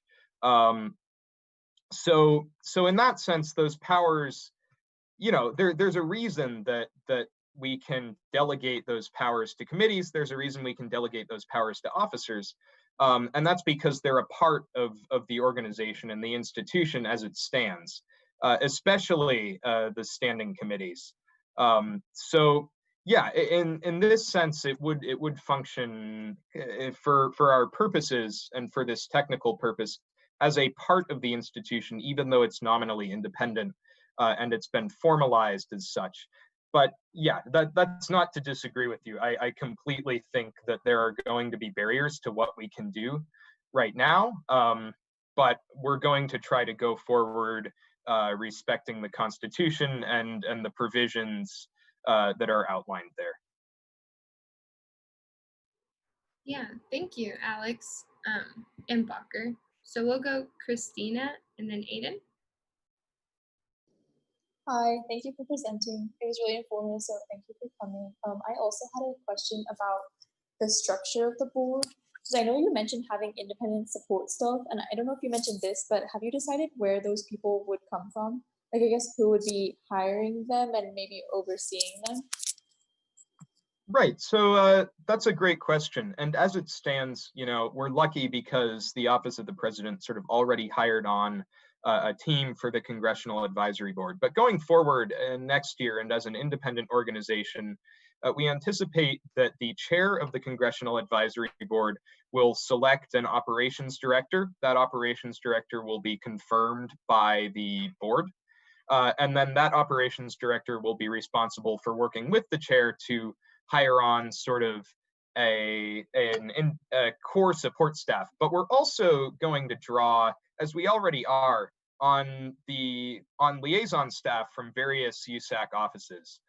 So we've been fortunate enough to have EVP, IVP, and also the Academic Affairs Commission send some staff to sort of help represent their interests in the office and help us out in the fulfillment of these different things. So we anticipate that liaison staff will also play a role from any office that wants to send them, will help play a role in helping organizations navigate this bureaucracy. Does that help answer your question? Yes, thank you. Great. Aiden? Hey, Alexander, thank you so much for the really informative presentation, and for all the work that you and your team have been putting into this. I know our office has been really appreciative of the intentional and inclusive process that all of us have been working on for this proposal. I was wondering if you could also share a bit more about kind of the interest and excitement that we're getting from student orgs for this proposal. Obviously this will the CAB would be, a great resource to us as USAC officers, but there's definitely an interest among student organizations. So could you speak a bit more to that? Yeah, absolutely. And thank you for that. I think that does underscore a really important part, which is that this is ultimately a board of organizations. So as it stands, we have confirmed participation from 6 of the 14 organizations we identified for the core advocacy group. That's just shy of a majority. 3 of those organizations are from the Mother Organization Coalition, and we anticipate that we're going to get a lot more on board because Naomi's been going around and asking for all of their participation individually, and everybody on our staff loves her for that. But yes, the other organizations are also very important, and really the only outside organization that's included in the core advocacy group that we're waiting on confirmation from is the Transfer Leadership Coalition. And I believe the sticking point there was mostly sort of who they wanted to send as a representative, and they wanted some questions answered. So we're waiting on them, but we anticipate that we'll also have confirmation from them. But I think it's also worth mentioning that the response from organizations that I've presented to and that my staff have presented to has been unanimously positive. Organizations are really excited to get on board. I just had a meeting with Samahan Filipino yesterday, and they were fantastic. Their president was really excited to get started, and everybody's essentially just itching to sort of get underway and get the start the work of the board. So it's a very exciting time, and I want to thank you for that question, Aiden, since I think it does help to underscore that key part of our mission. Yeah. I also wanted to add to, as I've been meeting with all of the different organizations, there is a lot of excitement on everyone's part, I would say. I think the key starting point is that there's 15 of us here that sit on this council, and there's 30,000 students. There's no way we could possibly know every single need, every single community. And I think that that's why CAB is so integral when we're thinking about going forward and how things should run at this university. It shouldn't necessarily be the 15 people that get the chance to sit on this council that have the end all be all say so in a lot of these important conversations, especially as we're seeing related to COVID-19. So that's kind of the idea behind CAB, and I think I'm also really excited to see this project go forth. And if anyone's office is interested, I know at SWC especially, and even FAC, you all deal with orgs that are, I would say, like still really important when we think about like health and wellness and when we think about accessibility. So even if your commissions are thinking about joining and want to be part of those conversations, we would love to see it, and we would offer, positions or whatever. I don't know, like Alex is really good with like the technical terms. He creates like positions for everyone, but yeah, anyone in your staff who's interested in doing that. And of course, I also wanted to note, we are definitely still meeting with our sole advisor to talk about those longer standing issues that we would have to kind of flesh out. And then of course, meeting with Dr. Geller too, to make sure that we're still in compliance with our Constitution. But I wanted to touch on something that Alex said. It's definitely not out of the ordinary to constitute committees, under our bylaws and within USAC. That's how a lot of, I would say, different parts of USAC have formed, including Campus Safety Alliance, which has grown to be a very legitimate source of, knowledge and power here on campus. So it's definitely not out of the ordinary. Cool. Does anyone else have any more questions?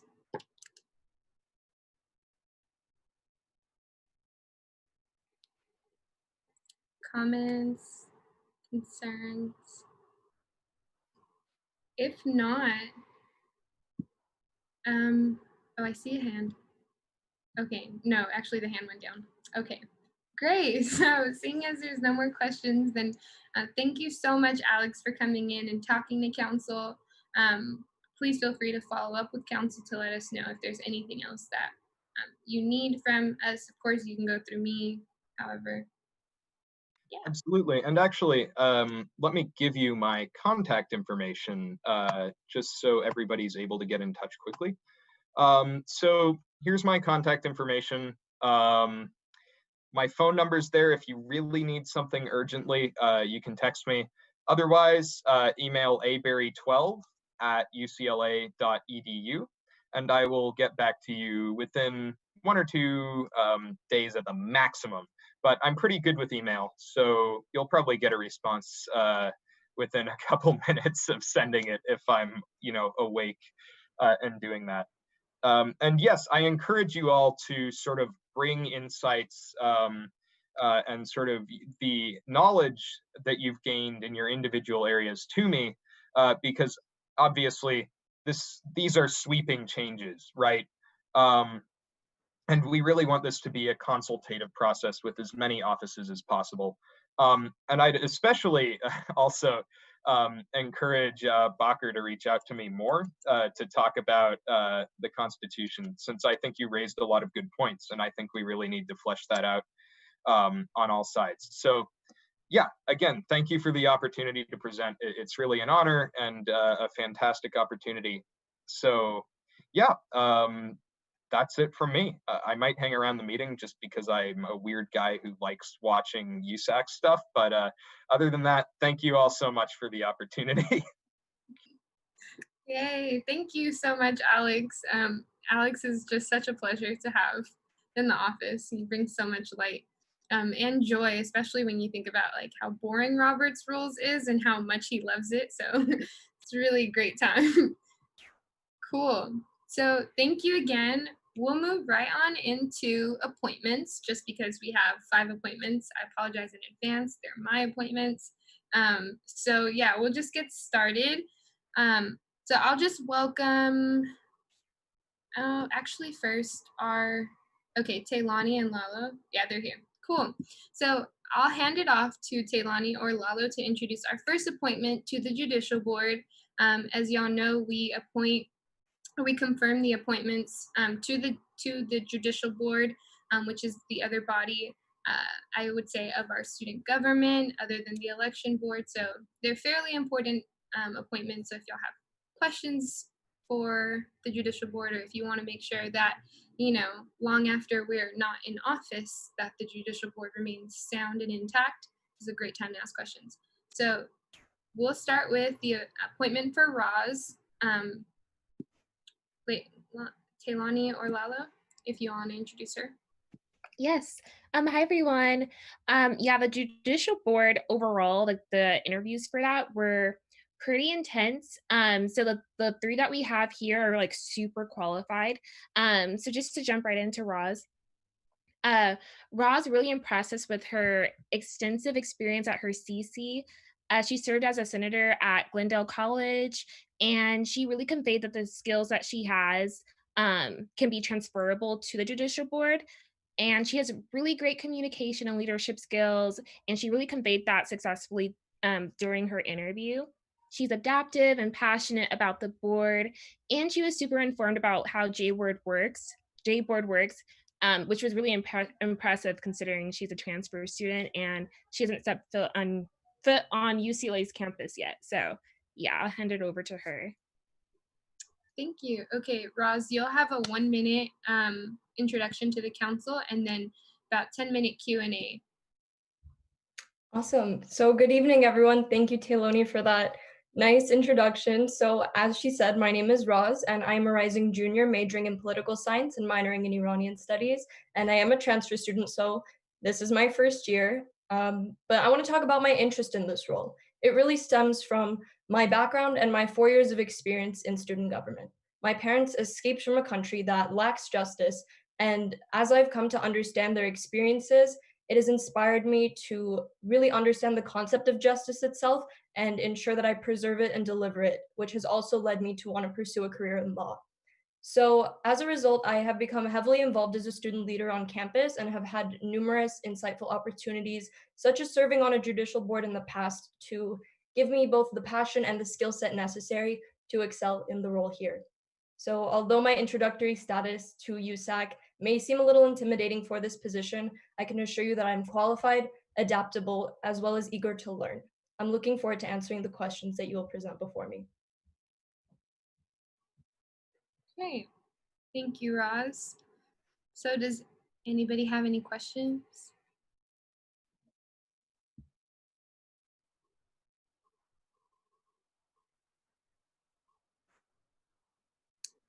Go ahead, Aiden.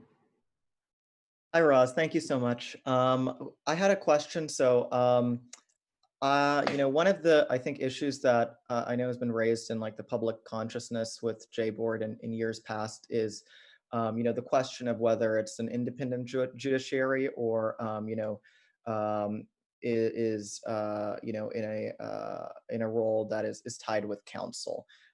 So what do you feel about the role of the, appointment that you're going into right now? Do you feel like J-Board should be an independent entity separate than council, or do you think that council should have an accountability component over its J-Board nominees?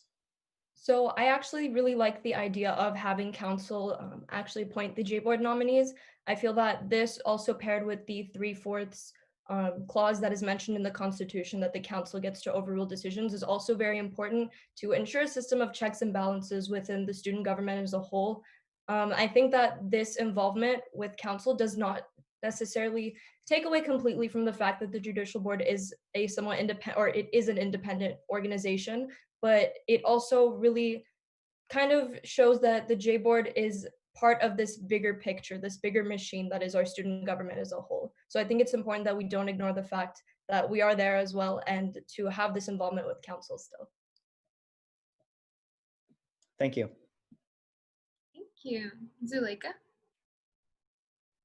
Hi, Roz. Thank you so much for being here tonight. It's a pleasure to meet you. I did have a question in regards to remaining impartial when deciding. I was just wondering, what are the ways that you would hold yourself accountable in remaining impartial, and if you can name any specific ways to that. Right. So in terms of impartiality, I think that initially my experience serving on a J board at my CC has given me just good experience overall on how to make non-biased decisions. So that experience kind of really helped me get an understanding of the type of thinking I need to be doing when it comes to dealing with cases and handling them. Additionally, I think that many experiences I've had in the past working with organizations on campus that have required me to have very rational thinking and in which I can't let um, any other outside influence have a, I guess, weighing factor on my decision. Having that experience in student government to make those decisions as well has really equipped me for the type of thinking necessary to ensure that I will make impartial decisions on the board. I hope that answers your question. Yeah, thank you. Bacher?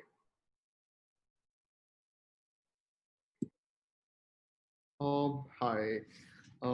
Okay, so I do have two questions. The first one is from the Constitution. So in Article 6, which you have talked about, the section where it talks, in Section C, where it talks about USAC overruling GBOR. So there have been issue in 2018 with the interpretation of the word decision. What do you think the word decision means in this context? Does it mean that the final ruling of GBoard, or any procedural decisions, such as looking into petitions or anything in that sort. So yeah, what do you think about that point? So I'm unfortunately not super familiar with that particular case. However, I think that um, I still think it's important that we really uphold that article and we make sure that we are implementing it. I think it's super important that the council does check all decisions made by the judicial board, whether that be rulings or just interpretations of the Constitution, whatever that is requested of us to act upon as a judicial board. The Constitution has every right to look, or sorry, not the Constitution. The council has every right to look over and ensure that the work we are doing essentially aligns with protecting the student body as a whole and making sure that their rights are looked after. Sorry about that. Oh, okay, so that's all. Thank you. Wait, you said a second question, right? Yeah, I figured there's no need for that. So yeah. Okay, cool. Anybody else have any questions?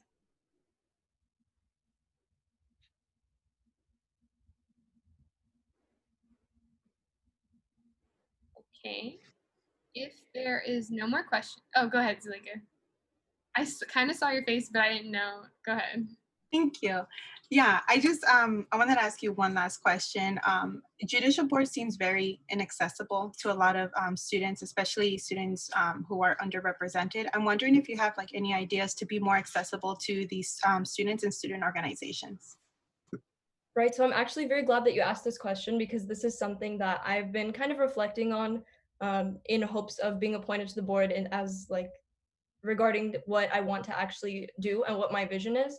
So I really think that it is going to be one of my priorities to make sure that we are making the judicial board super accessible to all students. I think that this can be done through outreach. I think that we really need to push on outreach. And additionally, I think we need to kind of break down this more complicated legal lingo almost for most students that maybe don't understand or it's a little bit harder for them to understand. I think doing that and being able to really break down what we know to help others will give students, I guess, the courage to actually utilize us as a resource. So I think once we're simplifying the process itself and putting that out for the student body to see, more students will come and utilize us as they should. Additionally, I think that this is really important and sorry, I just completely lost my train of thought. But yeah, this is something that I do want to emphasize during my time potentially on the board and is something that I really want to work on. Thank you. No problem. Also, I'm so sorry, I just remembered. I think, so what I wanted to implement was essentially showing examples of cases that can be brought to the board and maybe like certain cases that'll work for certain students that like shows them that they can use us. So aside from simplifying it, I think that actually showing examples of cases in the past and maybe like talking about them would be a great way to spread the message. Thank you, Roz and Zuleika. Anyone else? Okay, if no one else has any questions, then Roz, you can give us a 1-minute closing. So thank you all for allowing me to discuss how I may be fit for the judicial board. I'm honestly really honored and grateful to have been able to make it this far in the selection process. I hope that the sum of my experiences have shown you that I am able to take on this challenge and excel in the role despite my status as a new student. And I really want to just be able to serve the student body and impact their experience for a better through this organization, like those who currently serve on the board and those who have served before me. And I promise that I will fulfill this role as best possible to make well-informed, impartial, and fair decisions. Thank you. Thank you. Okay, so this is now the part where council members can feel free to comment, raise concerns, or discuss. I mean, I don't want to rush anyone, but also if there's nothing to discuss, you all can also make a motion. do we hear from ARC? Oh shoot, I'm so sorry. ARC? I think Sachi has her hand raised. Okay, go ahead, Sachi. Yeah, I just wanted to ask, and I think like this is a good segue into ARC 2.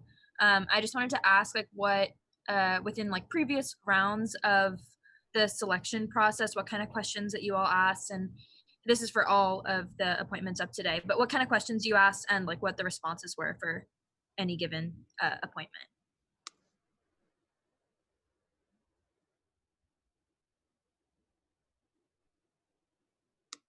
Emily. Oh, I'm sorry. I thought maybe Taylani would want to jump in. Oh. I can jump in. Or Lalo, yeah. Quick. We asked essentially, let me pull up the doc.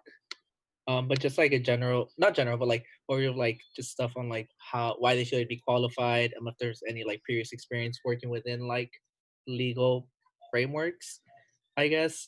Asked about like a question we asked was like how would you rule on something that's morally correct but goes against or morally correct but goes against precedent versus morally incorrect but follows precedent.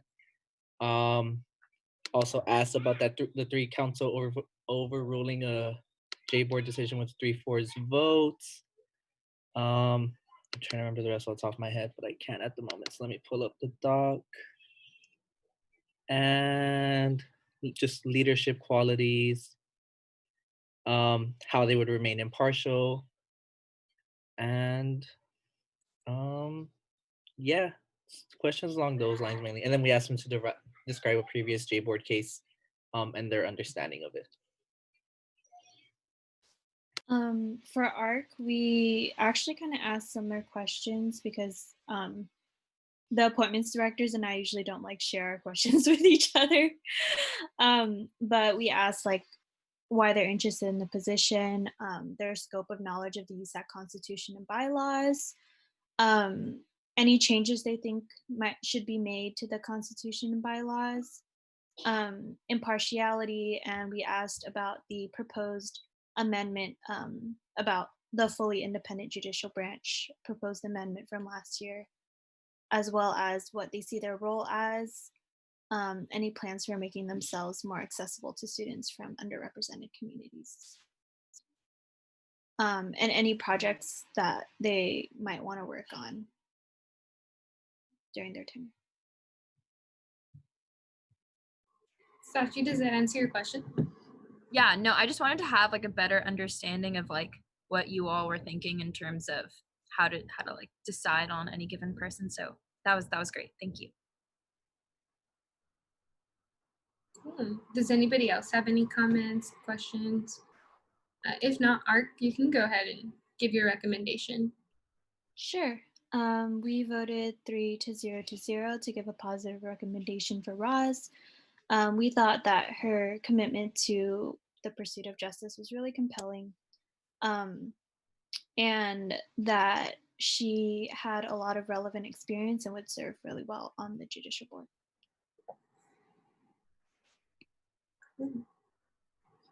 Great. So if no one else has anything else to say, a motion would suffice.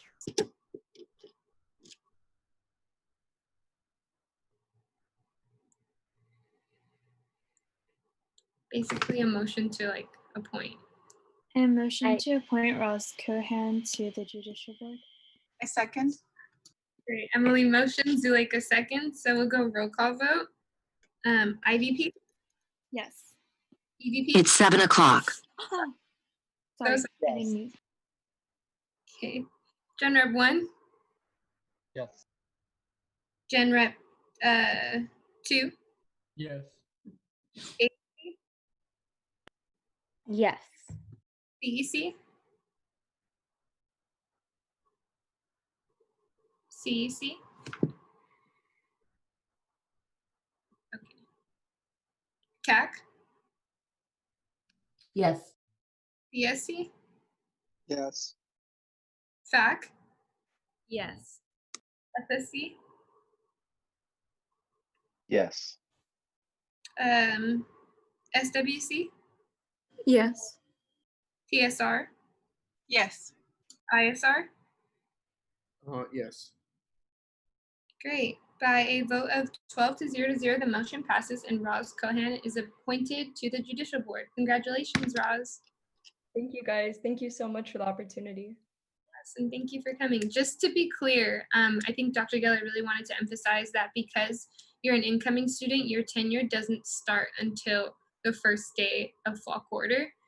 So technically, you're like not appointed yet, but you're like an appointee. I don't know the exact process, but yeah. Okay, got you. But thank you anyway. Thank you guys. I'm very excited to begin. Great. Thank you. Cool. So next we have our other J board appointment, Aviv, and then I will also pass it over to Lalo to be able to introduce him. Yeah, thanks. All right, hey y'all. So Aviv was really impressive during his interview. He has a lot of experience with like just different law related activities. He's previously worked at a law firm like as a full-time position basically. And like he had extensive experience within that. And he's super familiar and comfortable with like law writing because that's something he had worked on there. As well as when he was at his community college, he had leadership experience in a multitude of law related organizations, including the Poli Sci Society that they have there, and was in leadership in that as well. And he shared a few instances where he was able to really stay neutral in very like tense and like controversial situations in order to like facilitate conversation, make sure that everything keeps moving forward, and ultimately like work to like support like what like is like needed for like the community. So yeah, with that, I will hand it off to Aviv. Hi, everybody, and thank you, Lalo, for the wonderful introduction. It's great to be before you all. So my name is Aviva Sayag. I'm going into my first year at UCLA, but I'm a rising junior. I'm a political science major, and I'm pre-law. I'm grateful for the opportunity to be considered for the judicial board. I think, as far as my opening statement goes, I would draw on some of the experience that Lalo mentioned, and on how passionate I am on the law, and kind of my extensive experience. I still work at and have worked since senior year of high school at a law firm. The hours vary kind of based off of my school schedule, but near full time usually.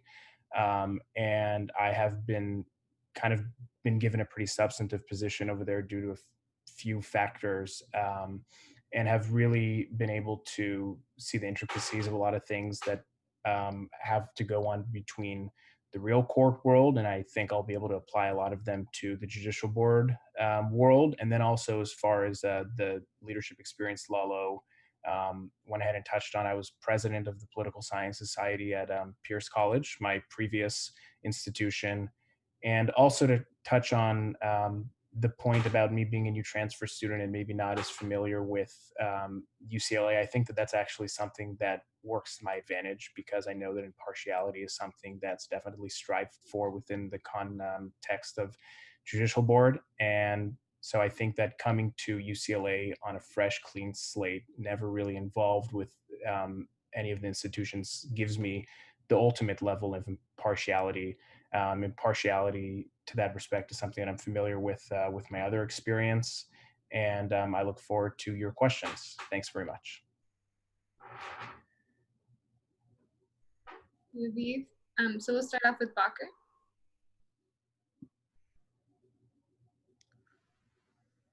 Okay. Hi. So I do have hopefully a couple of questions. The first one starts with Gboard independence. So what are your thoughts on that? And related to that question as well as the question that I have asked before, which is the USAC Constitution says that council can overrule Gboard decisions. What is your interpretation of decision? Is it like the final ruling, or is it procedural decisions such as like whether Gboard should look into a petition or not? So, for example, if a student submits a petition and Gboard decides to look into it and to look into it basically, can USAC overrule that decision, or or not? That is like kind of my first question. Right. So I think from my understanding and from what typically I take from the backdrop of um, the court system um, is that I wouldn't see a decision as something that was just deciding to, as ironic as that word is, but just deciding to hear a petition for consideration, as judicial board would say. I'd see a decision as something that was ordered at the end of a formal hearing, and if sometimes investigatory process. That's kind of how I see decisions. In respect to the independence of the judicial board, I think that, and I do like the structure. I think that by and large, the judicial board operates as if it was the federal judiciary, and it's modeled after that. And in a lot of ways, almost like the federal government interacting with Congress and other federal institutions in our branches of government. So I definitely agree that the appointment process needs to come from um, a different branch to have some kind of oversight and accountability, and to go back to those kinds of checks and balances. But I also think that it's important for USAC, just like, for the judicial board, just like in um, typical court settings, to be relatively independent in their way of thinking and to have impartiality. So I think that there's kind of a fine line there.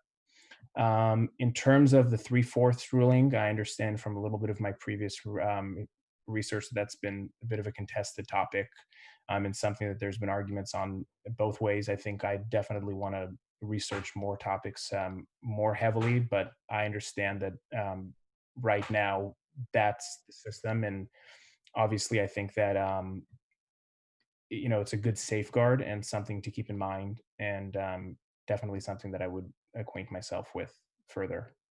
Did I miss it? Okay. Um, so my next question is that in Article 3, Section A, it basically says that it talks about accountability and how council member could be removed from office. So there's like a lot of details, but what's the highlight of that is that council is the sole. It says that council is the sole judge uh, in terms of like cause. So basically, if council, or at least that is my interpretation, if council decides that something is a good cause, whether it is actually a good cause or not, uh, they have the right to use that cause as a ground for removing someone. What are your thoughts on that? Should that really be the case, or should there be a change? And what are your thoughts as well on having uh, similar to the like on a federal level to have the Chief Justice of the G Board be the one presiding on those hearings of removal for a USAC officer? Very interesting points. I think in general, when you look at the structure of the judicial board, you see that by and large they're a reactionary institution, and so they don't typically take up those aforementioned rules of council like you were describing, and they wait until something is before them, and in many times before the election board, before actually getting to the judicial board. And I think that by and large, institutionally, that's how it should stay. I think the Chief Justice being involved in discussions is something that I'm not necessarily keen on at first glance. That I would do more research on. I think, but I think by and large, again, going back to the reactionary aspect of this all, um, there's this kind of sort of concept of due process within the confines of USAC, and how judicial board just can't use their overarching power no matter what, whenever they want. I understand that there are provisions actually for preliminary injunctions, and I think that that's a separate topic, and I also have other thoughts about that. But I do respect council's autonomy, and I do respect the way that judicial board operates as mostly a reactionary institution. Okay, thank you. Thanks. Thank you. Anyone else?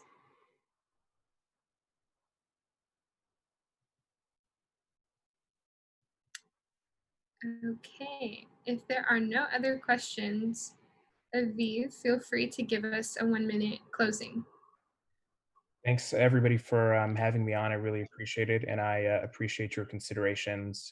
I think as kind of a last note that I'd like to touch on, I would maybe touch on one of my ideas that I would propose actually incorporating judicial board. And this, I think, is a perfect interplay between accessibility for all students and just kind of a general shakeup of things. I think it ties into something that I've taken from um, the real life court system, if you would, which is that you can go into court with a petition for a hearing, and that's calendared accordingly on a non-urgent basis. But you can also go in what's called ex parte, or on an emergency basis, providing exigent reasons, and be heard on an expedited basis. And so, what I would propose, and what I would probably talk to, if appointed, some other judicial board justices about, and this goes to kind of reforming judicial board internal rules as written, is that I think it would be beneficial to have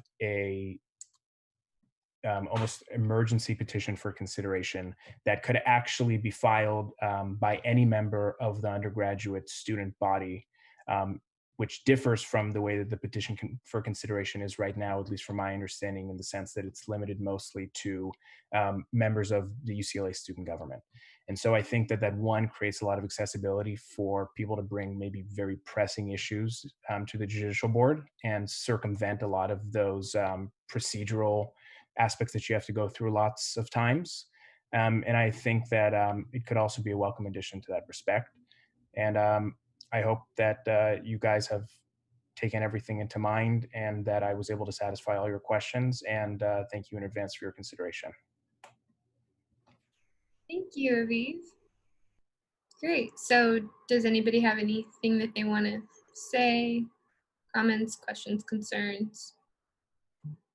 If not, ARC, feel free to give your recommendation.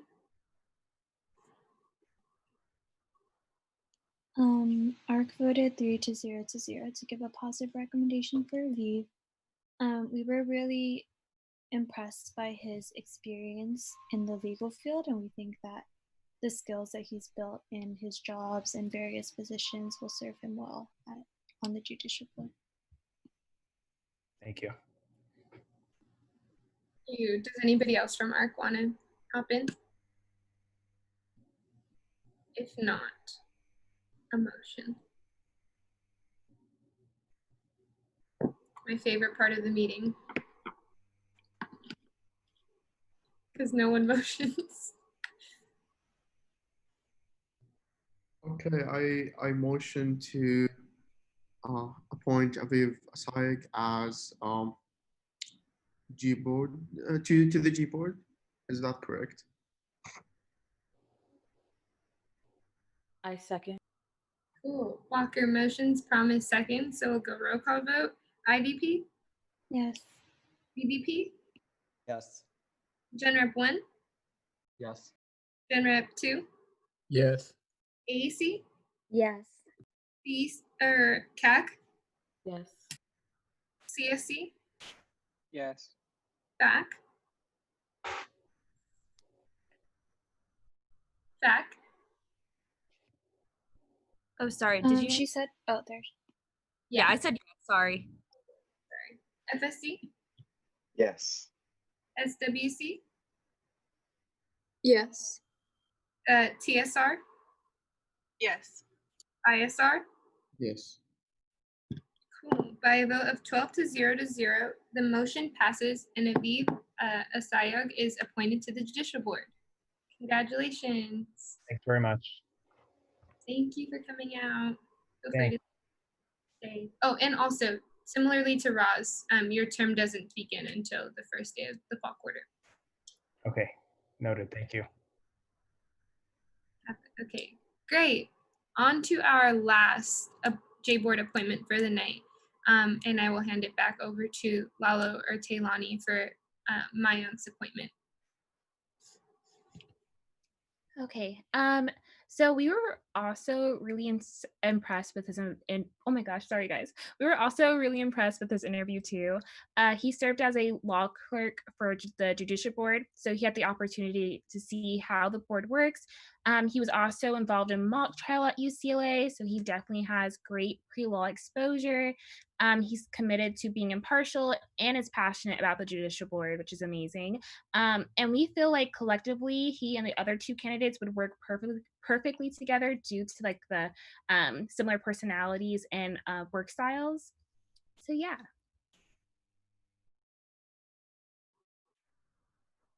Go ahead and feel free to give your introduction. Thank you. Hi, everybody. Once again, thank you so much for allowing me this opportunity. So just to begin, as has been mentioned, my name is Mayank Kiladar, and I'm currently a rising sophomore. I'm currently pre-public affairs and also pre-business economics. And even though I've only been at UCLA for about a year, I've already had significant exposure to the legal field. I actually started off by joining mock trial at UCLA, where I learned a lot about how objections actually work. So essentially, if there is a trial, when I am able to preside over such a case, I would understand how these arguments ought to be made and how to rule accordingly.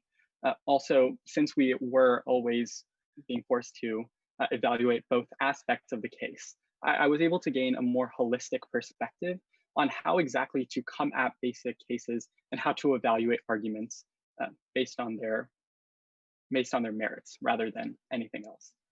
But also, secondly, I was a member of the judicial board this past year as a law clerk in the spring.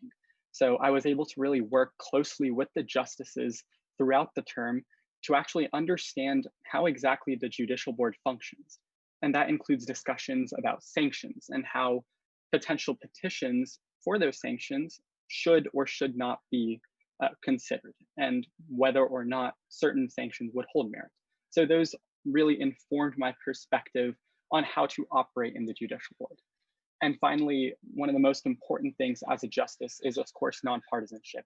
And personally, as I have never really been involved in any partisan activities at UCLA within the government, I definitely come in with a fresh set of eyes, considering all the cases that might be presented before the judicial board, giving me the qualifications necessary, I believe, to act as a justice. Thank you so much. Ready to answer some questions? Thank you, Mayank. All right, does anyone have any questions?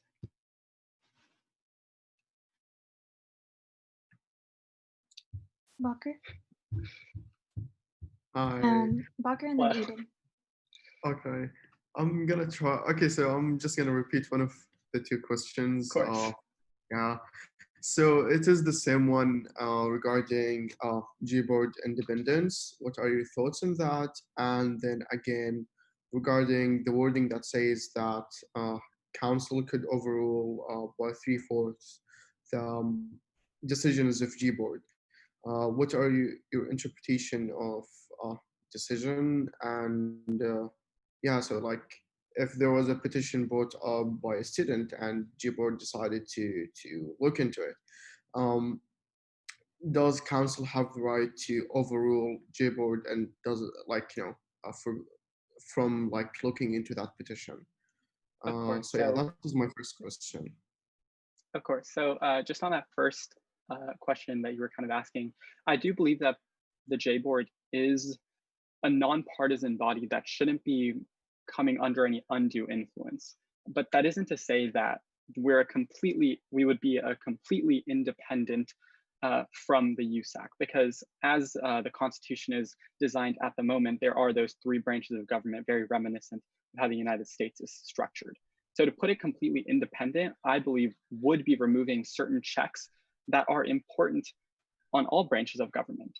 So I don't believe it's completely independent in that sense, but there does need to be a certain level of distance from USAC as well as the executive branch in order to ensure that people understand that they're getting the fair rulings that they need. Secondly, on the matter of the 3/4 overruling the decisions, based on the judicial board rules, what's kind of based on in those writings is that the decision process is specifically after a ruling has been issued, essentially on a case conclusion.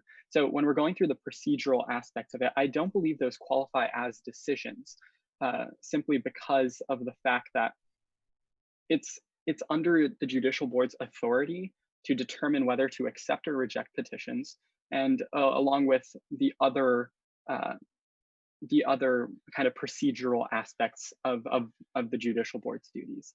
So when it specifically refers to the decision, I strongly believe that that specifically refers to any final opinions that are issued along with potential remedies that the judicial board would issue. And I believe that the judicial board rules themselves kind of back that kind of interpretation as to how exactly the decision aspect of it comes into play.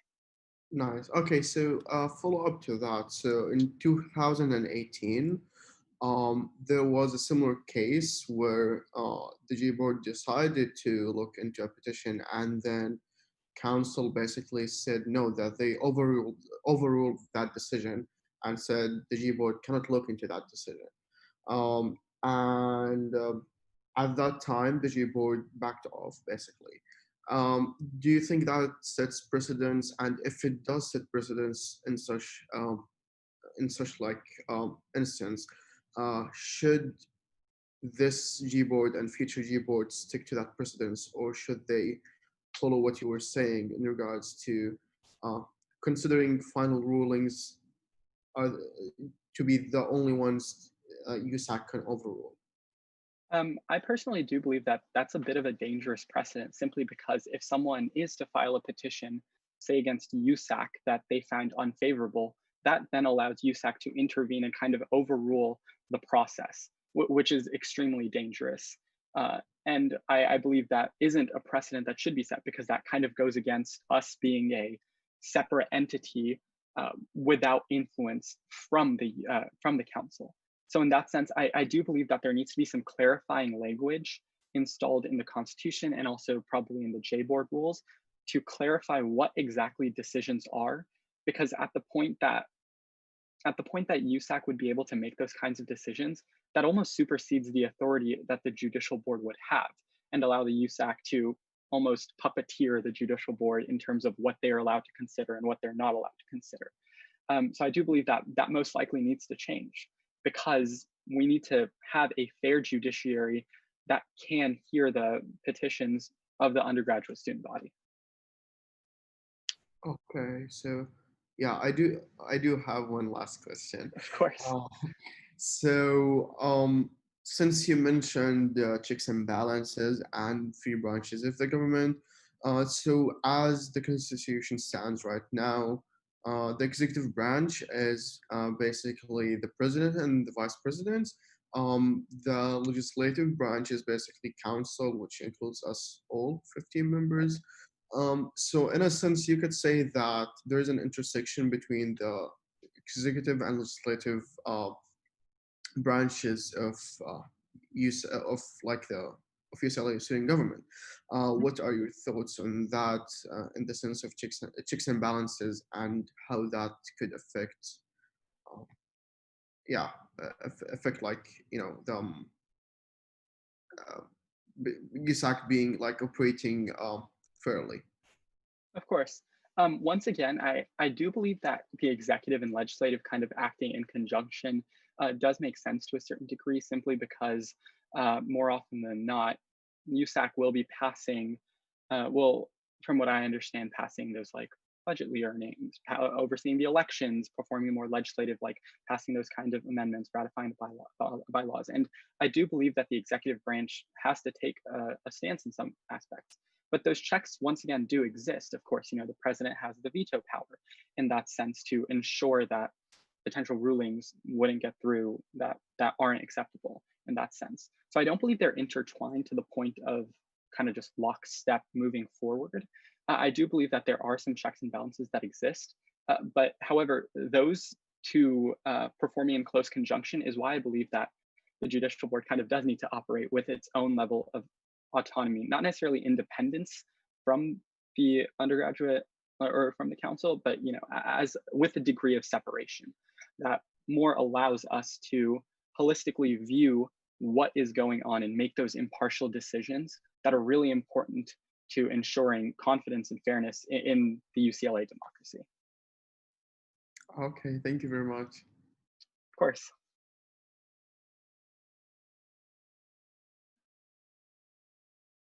Awesome. Edith? Yeah, no, thank you so much. Really appreciated your answers on those questions and your your opening statement. I had a question on I think your experience as a law clerk brings a lot of great background in the board that you're about to join. So just one question on having been in a almost not an incumbent, but being involved with judicial board and now being appointed to judicial board, I like asking these questions to folks that we're almost reappointing. What things would you like to improve upon, understanding that you have this familiarity with judicial board and this understanding of the details of the role? What are things that you hope to improve upon in your new role as a justice? Of course. I think that one of the kind of ideas that we were trying to implement towards the end of that session was that idea of accessibility that has been brought up again and again. So I know that Jamil was kind of talking about how there really needed to be increased accessibility, and that came in the form of kind of changing how the petition system worked, especially in light of us all going online. But secondarily, I think in order to like carry that theme of accessibility through my potential term, I think similarly to, I believe Roz had also brought this up, that there really needs to be outreach that needs to be done from the judicial board, because we are a reactionary body, but we won't be able to react if people don't know about us. So at that point, we definitely need to increase our profile. And I think one of the best ways that we would be able to do that is to reach out to several of the student unions potentially and advertise what we do. Because of course, the main goal of the judicial board is to kind of act as a check in terms of if there's legislation passed or on the election. But there's also a whole other aspect that anyone in the Undergraduate Student Association can come to the judicial board with a grievance. And I don't think a lot of people know about that. So making sure that we are raising our profile, reaching out to student unions, especially those that are underrepresented, would help us not only get the word out about the judicial board, but also increase its use to a point that people aren't kind of throwing their hands up after a certain decision is made and giving up at that. Because the judicial board does act as a way of recourse for these people, and we need to kind of continue that core guiding principle for us. Great, thank you so much. Of course, thank you for your question. Thank you. Does anybody else have any more questions? Okay, if not, Mayank, feel free to give us your closing statement. Of course. Once again, thank you guys all for taking the time to sit through this meeting and get to me at the end to listen to what I have to say. I just want to kind of talk a little bit about what I want to do with the board. So as I kind of touched on that last question, I do believe accessibility is a major issue that we need to address for the judicial board. And that's something that I'm definitely going to be bringing a focus to if I am selected to be appointed. Further, I want to kind of expound on the fact that I would really be able to hit the ground running, given that I was given the wonderful opportunity to serve as a law clerk, but also as a justice. As a justice, I was able to as a law clerk, I was able to view the justices and understand what their roles are, giving me a greater perspective that I would definitely be able to apply going forward. And at that rate, I think I would be perfect candidate to kind of hit the ground running and make sure that we're not missing anything as we are kind of transitioning to a new set of justices. Thank you. Cool. So, okay, does anybody have any comments, thoughts, concerns that they want to address? Conversation. If not, Ark, you can feel free to give us your recommendation. Awesome. ARC voted 3 to 0 to 0 to give a positive recommendation. We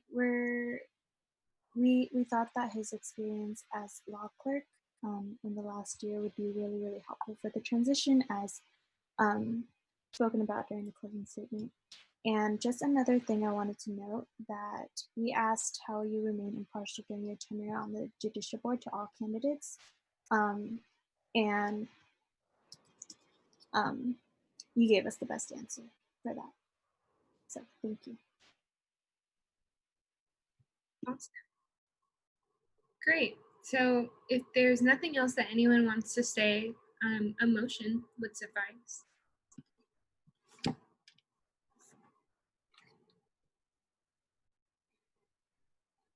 Not all at once.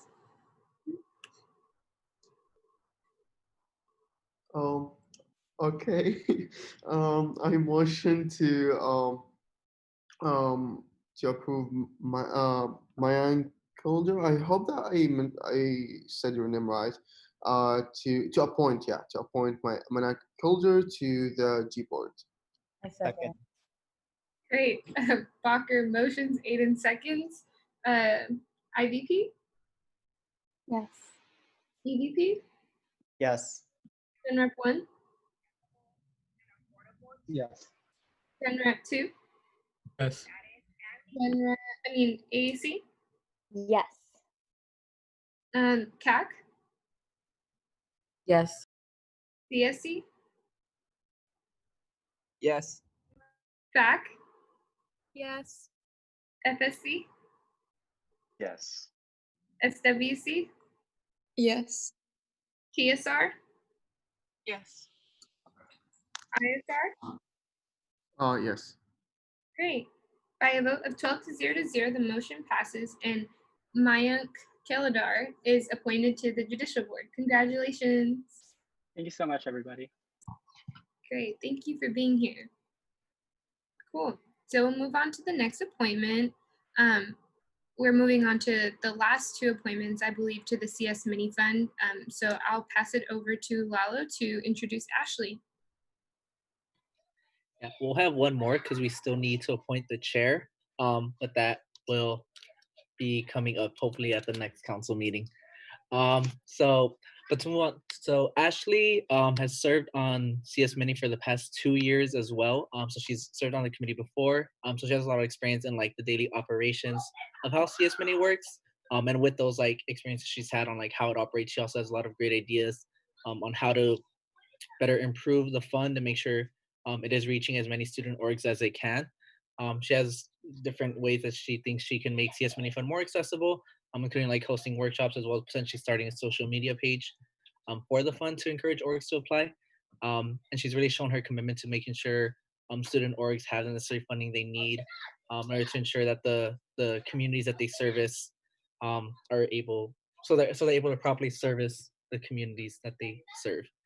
And all of that really shown through in her interview. So with that, I'll hand it off to Ashley. Thank you, Lalo. Hi, everyone. Thank you for taking your time out of this Tuesday. It's a very long meeting. So my name is Ashley. I'm a rising fourth year. I'm going to be majoring in sociology with a minor in global health. I am reapplying to sit on CS Mini because I do love service.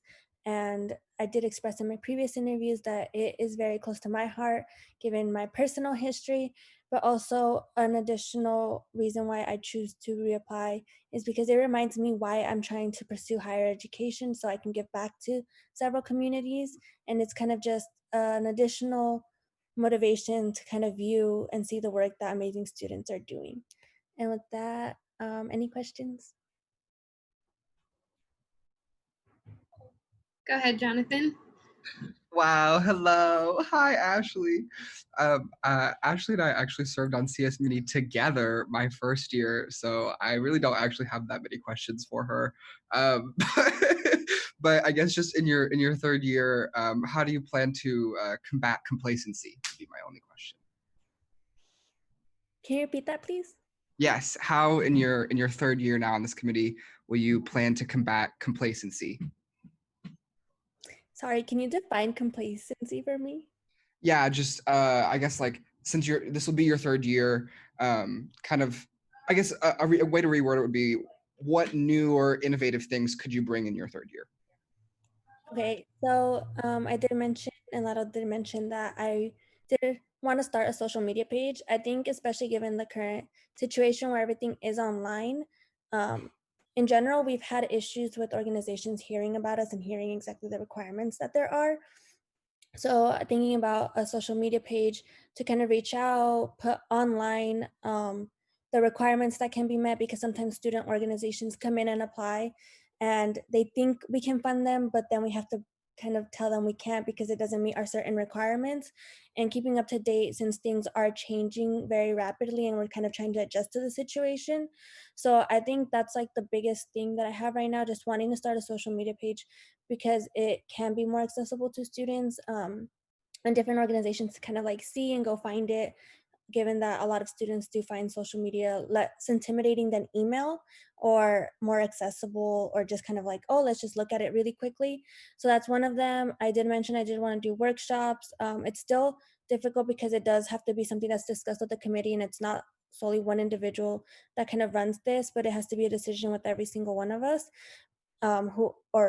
whoever's on the committee.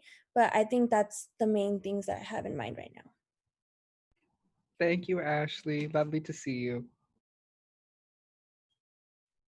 Any other questions? Okay, if there are no other questions, Ashley, feel free to give us your 1-minute closing. Okay, so thank you guys for taking your time. I do appreciate the work that you guys are doing and seeing everything that you guys are doing right now, especially given the pandemic. And I don't know if anybody's taking summer classes or anything. So thank you for giving me my time to have this interview and for letting me hopefully be part of something that I truly value and I know is making an impact to several families. But thank you for your time. Thank you. Does anybody else have thoughts, comments, concerns? Okay, if there are none of those, then ARC?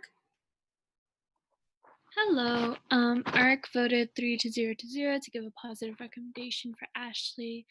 Something that stood out to me personally was her commitment to service and how it was like really entwined in like her history and things like that. I think that the biggest thing that we try to avoid is like a savior complex, and stuff like that when we do community service. And so I was very pleased to hear you describe why you're passionate about service and about giving back to your communities and things like that.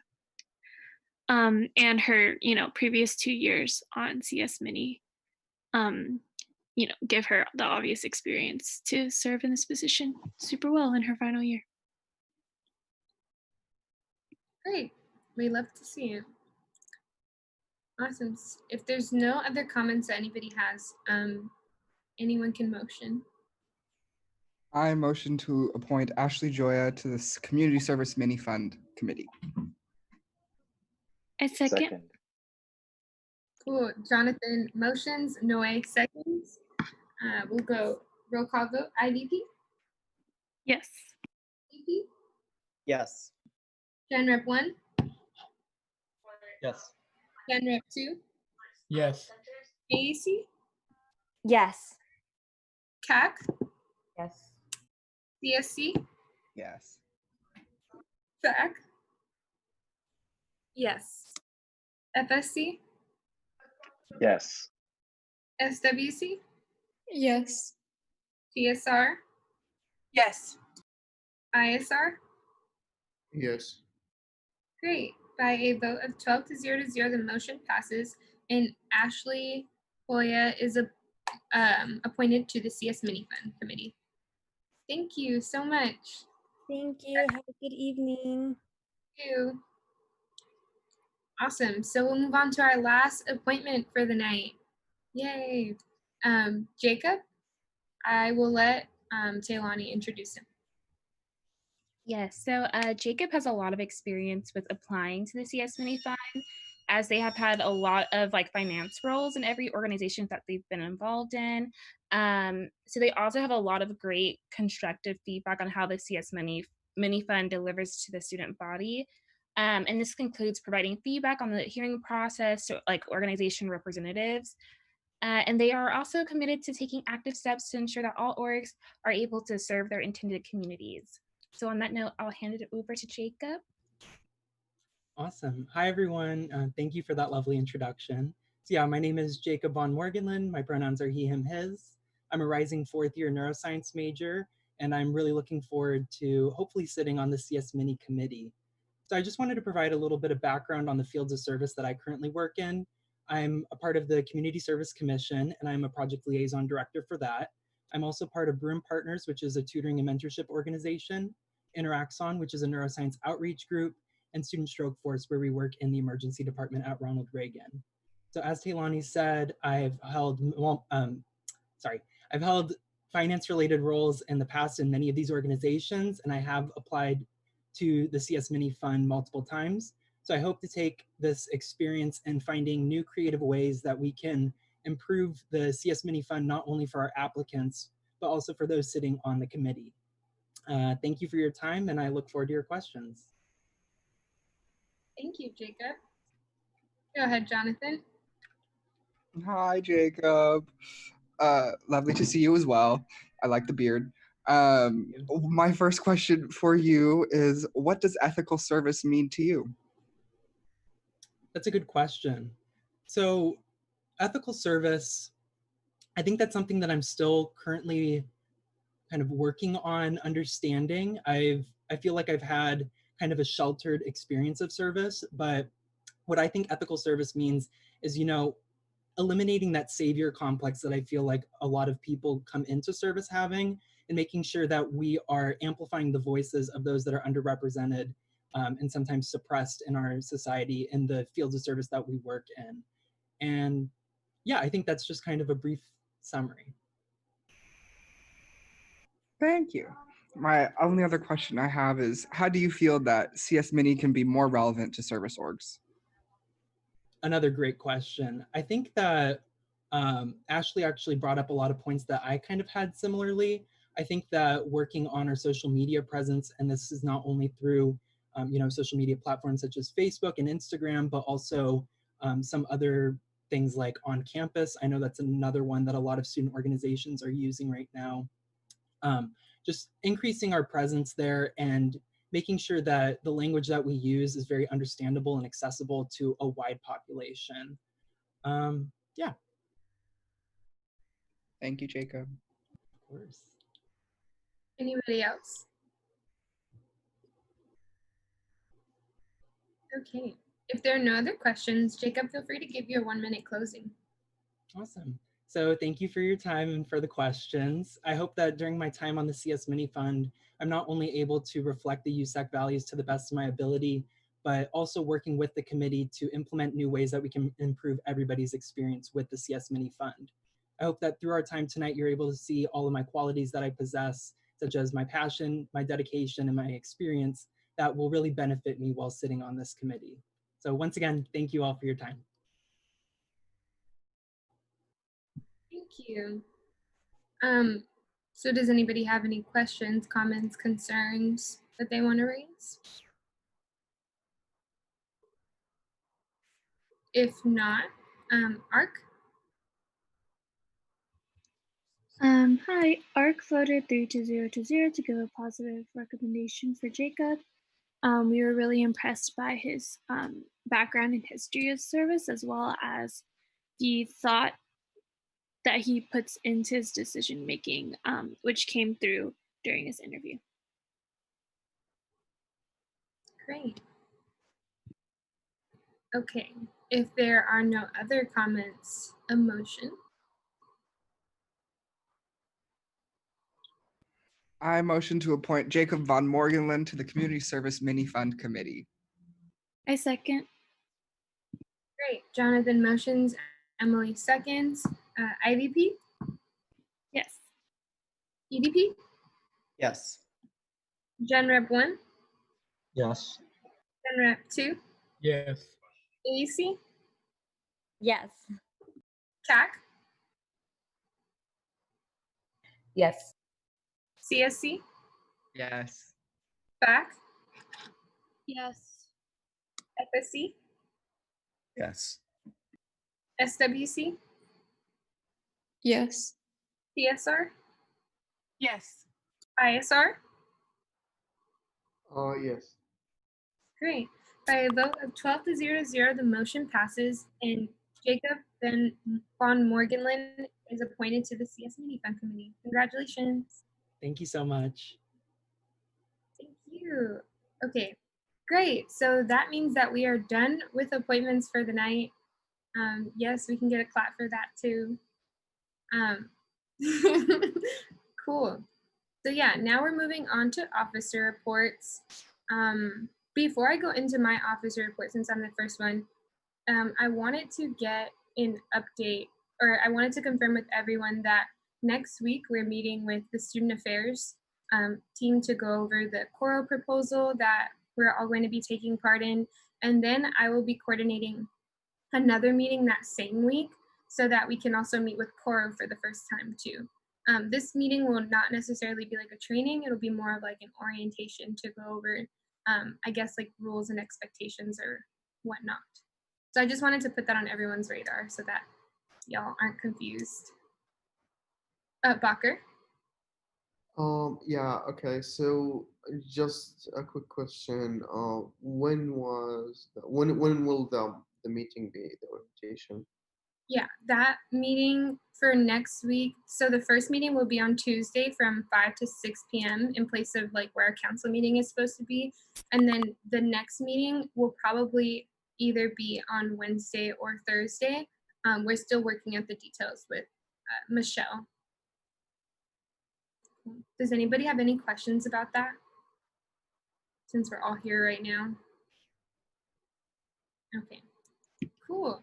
So yeah, thank y'all so much for your participation in that. I know like sending out emails and asking for things is a lot, but thank y'all anyways. I guess I'll keep my officer report short, but we are working on a variety of things like Alex had mentioned, we have reached out to almost all of the mother organizations. I have meetings with the rest of the mother organizations this week to talk about CAB. We've been really developing our outreach strategy and making sure that we're being inclusive of other student organizations that are doing important work on campus. I also kind of wanted to flag some major things that are going on within the future planning task force. One of those being that I had the opportunity to also take part in the infectious disease control working group and kind of hear what's going on there, the measures that they're taking to make sure that when we allow people to come back on campus in the fall, that there's accurate and I would say adequate protocol to make sure that the disease doesn't spread any further. We also had the opportunity to present our social pod idea, which kind of was born out of a task force that we had convened here within USAC for COVID-19. So we're still bringing that to a bunch of different administrators. We're hearing positive feedback from the social pods. I'm hoping that once we get some clarification and once we do some more research or clean up our research, that we can bring it to council and see what y'all think about it and get input from your different offices and leadership. But yeah, other than that, actually, I'll leave that kind of as the only thing I will present this week. But I also wanted to note too that our office is working on a Notes from Naomi special that we're supposed to be launching. As y'all know, many of us are in like a series of meetings that a lot of students don't really have access to, and we want to make sure that they constantly know that we are in these meetings, what we're advocating for, the things that we are taking from them to these meetings. So that's just a mechanism that we are planning on putting in place. So yeah, that's it from my office for this week. And I know a lot of people struck. Okay, EVP? Yeah, thank you. I'll keep mine really brief since the details are attached. But main things our office has been working on is, ongoing work for some of our key fall priorities and starting to plan out what our fall quarter will look like, especially since this is an election year and two of our major things, well, three of them are relating to the Bruins vote, Bruins count for the census, and then efforts to support Prop 16. And then, looking forward to this week, just getting ready for our delegation to the UC Student Organizing Summit. Thank you for all the council members who will be participating. I hope you're excited. I'm really excited. This is the largest delegation that we're bringing to this UCSA event in recent memory. We've doubled our size from last year and have really upped our outreach to make this as inclusive a delegation as possible. So most of our planning this week is for this conference this weekend. And for those of you participating, I hope you're looking forward to it because it'll be a really good experience. But yeah, that's it. Thank you, Aiden. CSC? Hello. Again, I wasn't really here for the striking part, but I don't have a huge amount, but I'll give a quick update. We are still working on our CAC annual applications with all of our projects. So the deadline for that is August 20th. That's the largest funding body, honestly, on campus for allocation. So our PLDs, Jacob, who is one that you all just met, have been working very hard with all of our projects to get those large proposals ironed out and make sure that they can get the largest allocations possible. We had a staff meeting last week. We had Bruins Vote come and do voter registration, which was really cool. And we just got updates from everyone on how things are going. And we're moving forward with our planning of volunteer day for the fall. So things are exciting, good news. And CSC World is chugging along. Thank you. I also wanted to mention, since Elijah isn't here, there was major news, as y'all know, that the Pac-12 decided to postpone their season. I would say that that's thanks to Elijah and a lot of the advocacy work that we've been able to all engage in together to make sure that, health regulations are abided by and that there is like proper protocol to keep our athletes safe. I know it's definitely, I would say, a loss for some athletes, and but I think at the end of the day, a decision had to be made to make sure that the health of student athletes, especially those when our teams are predominantly students of color, that their health is maintained. So yeah, I just wanted to give him like a quick shout out, even though he's not here. Moving on to FAC.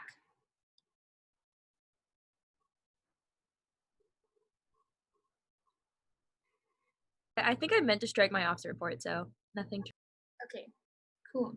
ISR?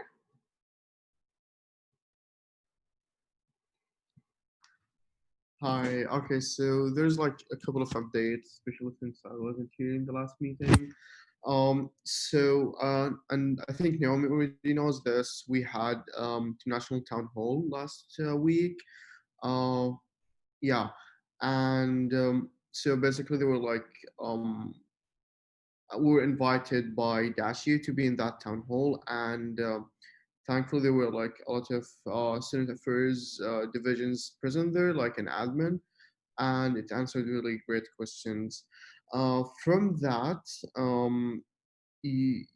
there is the issue of incoming freshmen and transfers. So initially we thought that the issue that incoming freshmen do have to have an in-person class is just limited to freshmen and not transfers if you're like outside of the US, but that unfortunately also includes transfers.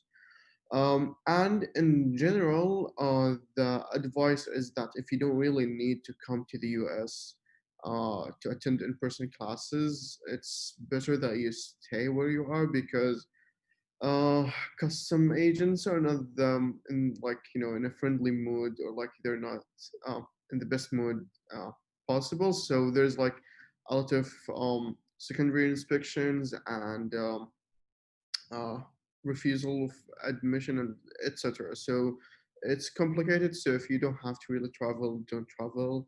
And even in some ports, especially LAX, hybrid classes are not being accepted in some scenarios. It's not, we don't really, in theory they should know, but we don't really know if this is like a change in policy or is it just like few officers uh, being politely saying annoying. So yeah, those are some of the main, let's say, updates. In addition, there will be like a student organizing conference for international students across the UC campus. I didn't already knows about that, and he's like really involved in that. And the plan is it's gonna be sometime in September, in the beginning of September. Um, and then there's three things that will be coming soon. And that we will really need your help in. So the things, the updates that I just said about coming to the US or not, and like precautions and things you need to do when you come to the US are some of the things that we really need to spread around. So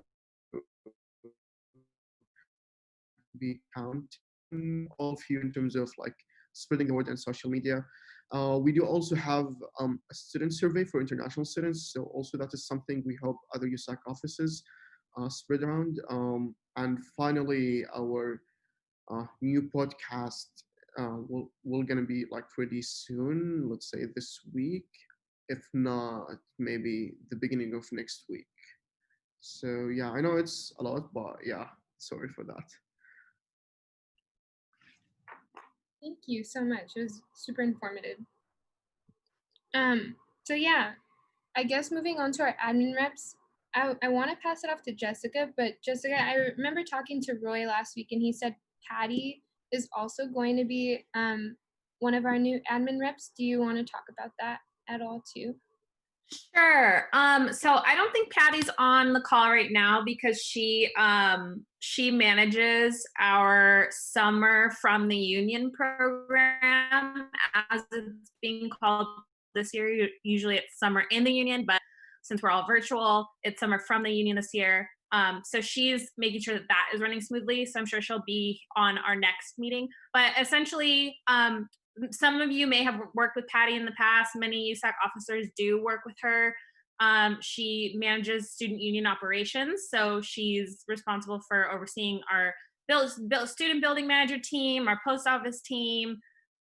She was overseeing custodial. That's now been moved to another manager. And so part of her new role, addition to what she oversees with student union operations, is going to also be overseeing student government and student government accounting.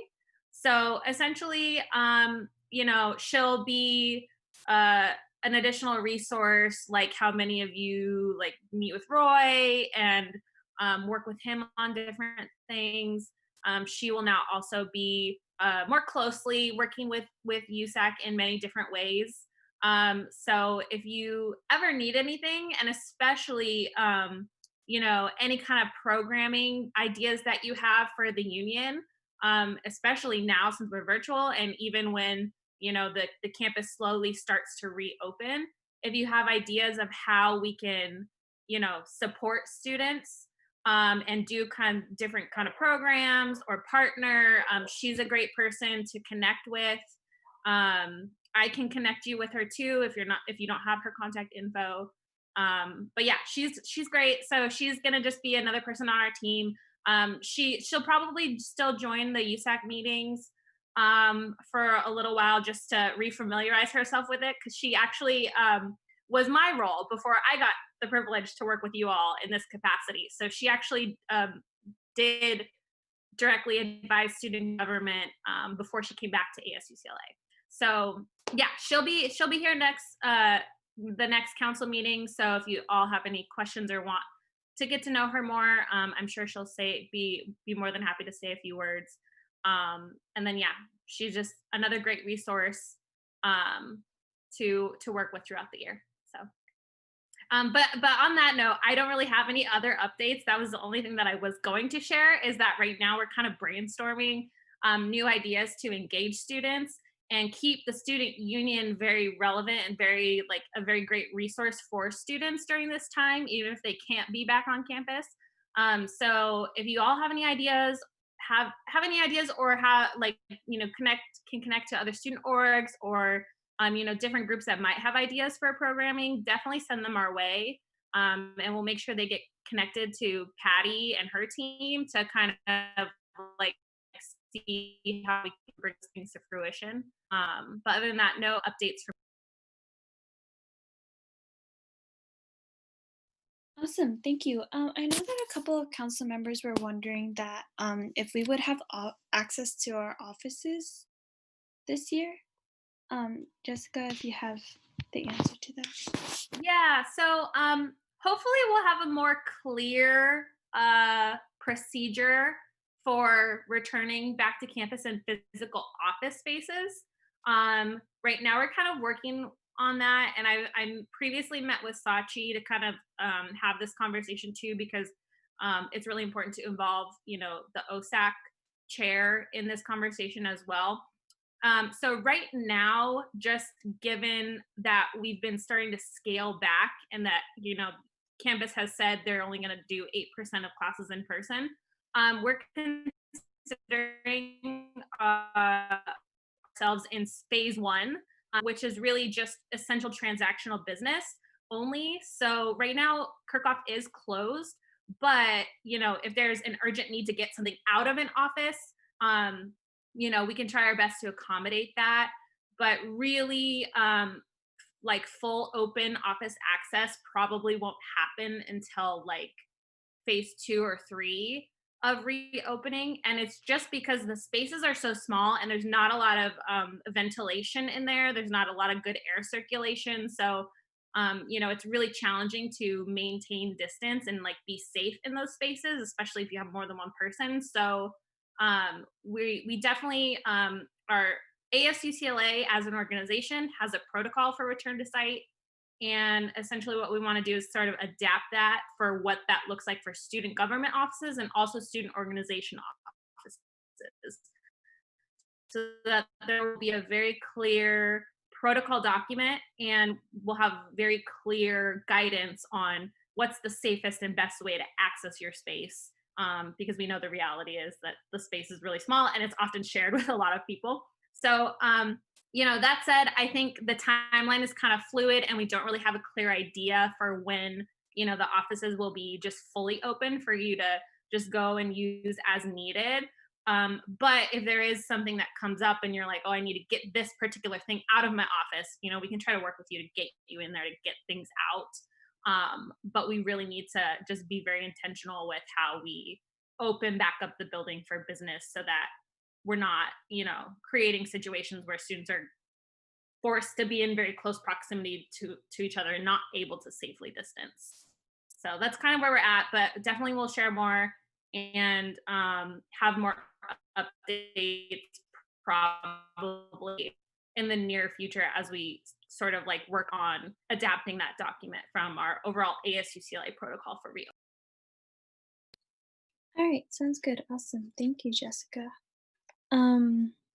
Roy, do you have any reports? Is he here? No. Okay. Dr. Geller? No, I don't have anything new.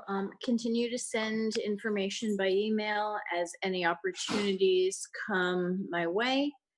And hope to see all of you at the meeting next week to learn more about the training we're going to be providing in the upcoming months with Coro. Awesome. Thank you, Dr. Geller. Josh? Hey friends, just a quick update. Jessica and I have been on a lot of conference calls with Student IT and Student Affairs IT to get your USAC emails up and going. So we have not forgotten about you. They are in the process. We are working currently. We actually just had a call yesterday with Student Affairs IT as well as ASUCLA IT. We are working out we are trying to get you everything, including G Suite. So we're asking for everything. We're going to see what we get. So we have a few more meetings that we will be attending, but it may be a slow rollout with 120 emails that were submitted. We're going to try to get them in as quick as possible. There's a really fast way, which we're hoping to get. And then there's another way, which is a little bit slower. We're just working out the logistics from the campus side of how we're going to get those going. So our hope is to get them to you by the end of fall quarter, but it might be a little later than that. So that is the goal. But if we get it the quick way, we might even be able to get it to you at the beginning of fall quarter. So stay tuned. I promise you, we're still working on them. Also, CSC and CEC, we've been working, Residential Life has been working with both of them for fall programming as well as planning volunteer day. Bruins Vote and CalPERG, we've got them heavily involved in student housing as well as True Bruin Welcome. And any committee that I sit on, I am bringing Nick into everything. I don't know if he loves it or not, but we're trying to get the word out there to register to vote and complete the census. And then finally, and I apologize because it's a long update, but True Bruin Welcome, I do chair True Bruin Welcome. Things are very different this year. We always make sure that Bruin Bash and Enormous Activities Fair is held. I'm working with Chris Capolello to make sure that those are held on the calendars once those dates are finalized. I don't need to know who's playing or the details, but I do need to know the dates and times so that I can have other entities plan around that. We are trying to do synchronous and asynchronous programming for True Bruin Welcome and record everything so that regardless of where you live and what time zone you are in, you have access to the information at the time that is convenient for you. And so we are working really hard to make sure it's accessible for all of our Bruins worldwide. Our theme this year is actually Bruin State of Mind is our True Bruin Welcome theme this year. So we're moving forward with that. So sorry for the long update. If there's anything that I can get on the True Bruin Welcome calendar for you, please do let me know. True Bruin Welcome is September 24th to October 4th. So it's longer than a week this year. And to give you perspective of where that is during move-in will be September 22nd. And then 2 days later, True Bruin Welcome will begin.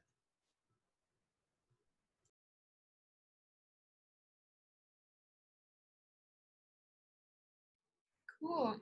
Thank you so much, Josh, for all those updates. And thank you for working on the USAC emails too. I just wanted to clarify, did you say like by the end of fall quarter? So if we have to, if it's the longer version, it could be as long as fall quarter. We're pushing. What does the longer version entail? So the longer version is every single email gets set up by Student Affairs. The shorter version is we believe that there might be a G Suite already set up for USAC. And we just need to work with Google or Gmail, excuse me. That's the same, right? Yeah. And then and the IT folks will work with them to get the account, get that up, and then be able to connect them to your current Gmail accounts. The longer version would be everyone would get to create an @ucla.edu account. And then the back-end management of creating each one of those is literally a lot of work. So they're going to do it regardless, but it's just which one would work better. If we can get that easy Google one, we're pushing for that one. But we got to see how the account was set up to see if we can transition that over real quick. So there's been a lot of investigational information and work since we've last spoken and a lot of meetings since then. But yes, we're trying to get the best solution and the quickest solution for you all. Thank you. We really appreciate it. Thank you for clarifying that too. I'm pretty sure we're wondering the same thing. Cool. So we'll move on to Fernando. Hi everyone. No updates for me this week. Thank you. Moving on to, oh, that's it. So now all we have is new business. UCSA system-wide opportunities and appointments. Go ahead, Aiden. Yeah, no, thank you so much. So this presentation, I want to thank Promise for, recommending that we do something like this at the last USAC meeting. I know there was a few questions about some of the opportunities that UCSA offers relating to appointments. So, I thought this would be a good time to kind of share with council some of the opportunities if either you or, the communities you're part of in your offices are interested in them. And it's perfect timing because there's a big appointment push right now for a number of different opportunities system-wide. So I'll quickly share my screen and kind of do a brief overview. Can everybody see this? Perfect. So first, I thought I'd start with a quick overview of what is UCSA. So, UCSA stands for the UC Student Association, and it's the system-wide body that represents the different campuses and student associations and the students of UC. And often people say that it's like the student government of all the student governments, but it really isn't that. One of the things with UCSA is that it doesn't have any power over student governments, and it doesn't have any kind of hierarchy. It's more of like less of a government of governments and more of like an alliance of governments. It's more of like less of Congress and more of the United Nations. So a little bit about it. The official definition is UCSA is the official voice of students from all across the UC systems of campuses. And the mission statement in brief is to advocate on behalf of current and future students for the accessibility, affordability, and quality of the University of California system. So a brief bit about history. UCSA started actually 50 years ago. Next year, early next year, will be the 50th anniversary of UCSA. It was precipitated by the student movements of the 1960s. If you think back to the free speech movement, the anti-war movement, the movement for ethnic studies, all these movements for student power, student rights, and student voice that were occurring in the 1960s and predominantly on UC campuses, Berkeley, UCLA, all the campuses at that time. And it was really precipitated. So that was kind of the lead up to it, but it was precipitated by when the first fees were introduced by Governor Reagan in 1968 at the time. He was governor of the state before he became president. And before Governor Reagan, UC was completely a free institution. Students for 100 years of UC's history did not have to pay tuition. And under Governor Reagan, the first fees were instituted, which would eventually become tuition at the UC. And it was largely a punitive measure to discourage students of color and students from organizing on campus and to make the UC more inaccessible and less accessible to students throughout California. So the only system-wide body at the time was the Council of Student Body Presidents, but the student body presidents at the time realized they couldn't do the work of really representing their students on campus and with admin on campus and all the kinds of work that Naomi and student body presidents do at a campus level and also have these fights externally. So at every UC campus, constitutions were amended to create the external vice president position to advocate and organize for students off campus. And that was formalized in 1971 with the UC Student Lobby, which was the precursor organization to UCSA. And then that was formalized in 1985 into what is called the UC Student Association of today. Today it is now recognized we're the official body that represents students in front of the state legislature and in front of the Board of Regents. So the structure of UCSA, because it's a bit of a complex structure, it's made up of representatives, half from campus delegations and half from at-large appointments. So each of the 9 undergraduate campuses, their EVP offices send the external vice president, who is the voting member, the rationale being that the EVPs are the elected members, they're chosen by their campus student bodies, and therefore they should have the voting power of their campus. And then there are appointments to the Government Relations Committee and the Campus Action Committee, the legislative directors and the organizing directors. And those were Melody and Lauren, who y'all as council appointed last week, 2 weeks ago. And then there are also, so those are the 9 campus delegations. And then there are at-large appointments, 10 appointed officers by UCSA who focus in specific issue areas, who represent not specific campuses, but represent the needs of the system as a whole. The idea being that these appointed officers serve in an expert role on specific issue areas and represent the interests of students as a whole across the system. And we're so lucky to have Zuleika as one of our appointed officers serving as our basic needs officer. And together, all these folks form the UCSA Board of Directors. Here is a chart about our organization structure. I won't go in it too deeply, but basically then among the board of directors, leadership is chosen in kind of like a parliamentary fashion. So instead of people having inherent leadership in the organization chooses its own leadership. And then another important note is that unlike student governments, we have our own, or unlike other student governments, ASUCLA is unique. We have our own independent professional staff. So we have an executive director for our nonprofit, and we have full-time staff members based out of Sacramento.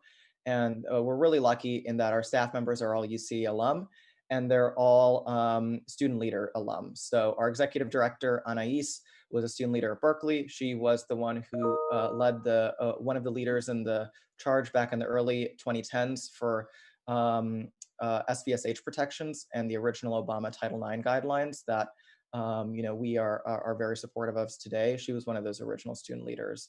Our University Affairs Director, Ashraf, a UCLA alum, graduated about 2 years ago, was an international student leader on campus, one of the original folks who pushed for the International Student Representative's Office and then served as chair of the Transfer Leadership Coalition. And then on the organizing side, Salih Muhammad, student leader at Berkeley, who's active in the Black Student Union at Berkeley and helped found the system-wide African Black Coalition of all the different BSUs and ASUs. And then our Gov Relations Director, Parshan, who was also a UCLA alum and was the graduate external vice president at UCLA a few years ago as well. So we're really lucky to have staff who are very tapped into these issues and into having these experiences on campus and in community. A bit about priorities. For those of you attending SOS this weekend, we'll have a more in-depth presentation, but basically there are 4 standing campaigns: Racial Justice Now, UC We Vote, Fund the UC, and Acquire. Fund the UC deals with issues of affordability and accessibility at UC, mainly from a cost perspective, making sure that students are able to have a full quality education while having it be affordable and accessible. Racial Justice Now is dedicated to issues of racial justice at the UC. It has historically been a campaign led by Black students at UC, and historically, last year the big charge was for Prop 16 and affirmative action, and it's quite likely that the charge this year will be around policing issues. Acquire deals with a campaign for quality and resources in education. And that has historically been a lot of different issues have fallen under Acquire, relating to undocumented student services, SVSH, resources for marginalized communities, basic needs, issues for the disabled student population, parenting student support. A lot of things oftentimes come under the Acquire arm of UCSA. And then finally, UC We Vote, which deals with voter engagement, civic engagement, census efforts, things of that nature. So that's kind of like a broad overview of what UCSA is and what our stake as a campus is. The other thing I'll add is, UCLA, we pay in dues to UCSA to support our professional staff and the work of system-wide organizing. That's built into a referendum that the students of, I actually don't know what year passed, but the students of a certain year believed in the power of the system-wide organizing and contributed a referendum. So every year UCLA, USAC pays about $90,000 in dues to UCSA.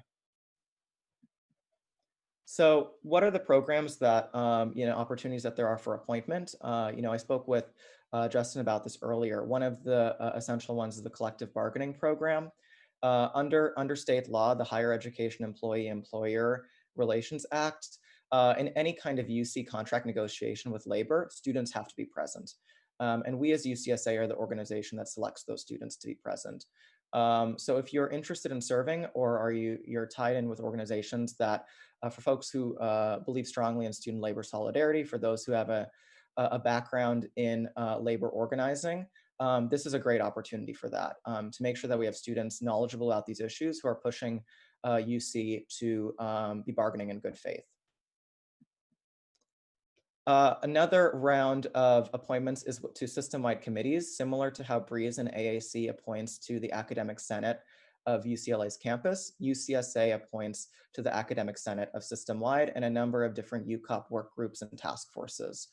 In a typical time, oh, and I'll also say this for all the appointments, in a typical time, you would be physically present for these meetings, and UCSA would cover your travel and any costs associated with attending these meetings. Typically they're in Oakland or Sacramento, but probably for the rest of the year, and this increases its access because you don't have to spend a day traveling. They're going to be happening probably over Zoom. So it makes it easier if you or folks you know want to serve in these committees. And there's a lot of system-wide committees that we're recruiting for. I'm really grateful for Breeze and Zuleika in helping us do this outreach specifically to folks in AAC and in the transfer community. If you also have specific folks that you think are really good picks for these committees, I highly suggest you encourage them to apply, and feel free to reach out to me as well, because we can help with that application and with any questions. So there's a whole host of different committees relating to, admissions, to financial aid, to mental health, to, things as specific as academic computing. A lot there, a lot of really good committees. And then another one is the student observer to the regents. On all of the Board of Regents committees, there's also a chance beyond the student regent, who's a voting member of the Board of Regents, there's a chance for a student observer who serves in an advisory capacity, and it can be part of the discussion and can share remarks, even if not having a vote. And these student voices are really pivotal in Regents meetings. So the committees are right there, deal with issues relating to basic needs, tuition, health access, all of these things. And then this is more on a rolling basis. So student advocates to the regents. These are appointments specifically for specific Board of Regents meetings. And you get a guaranteed public comment.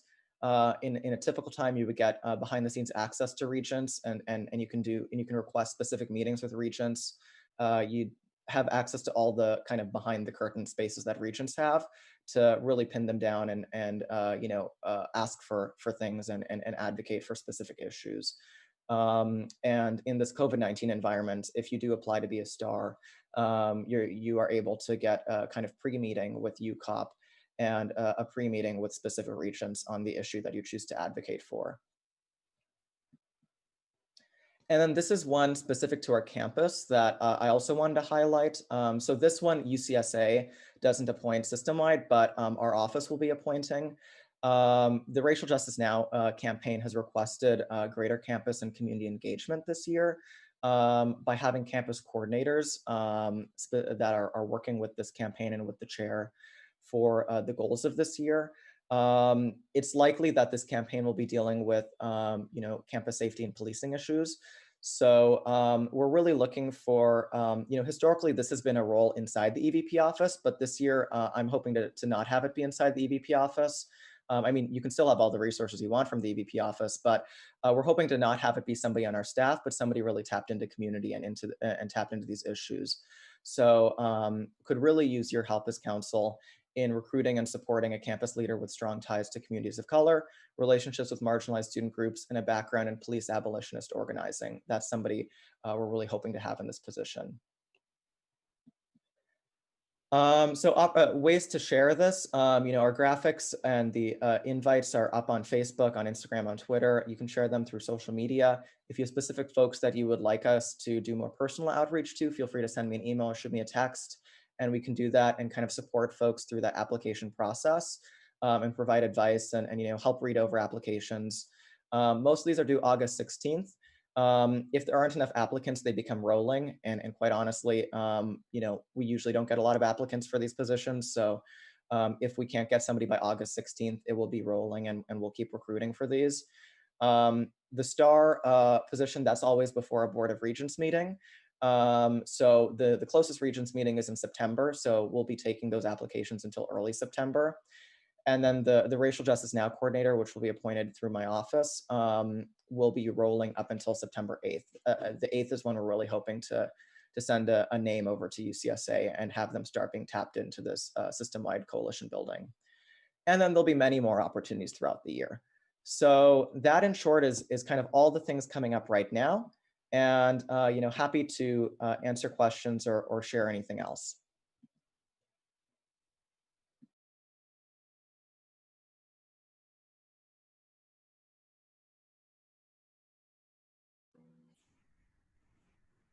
Does anybody have any questions?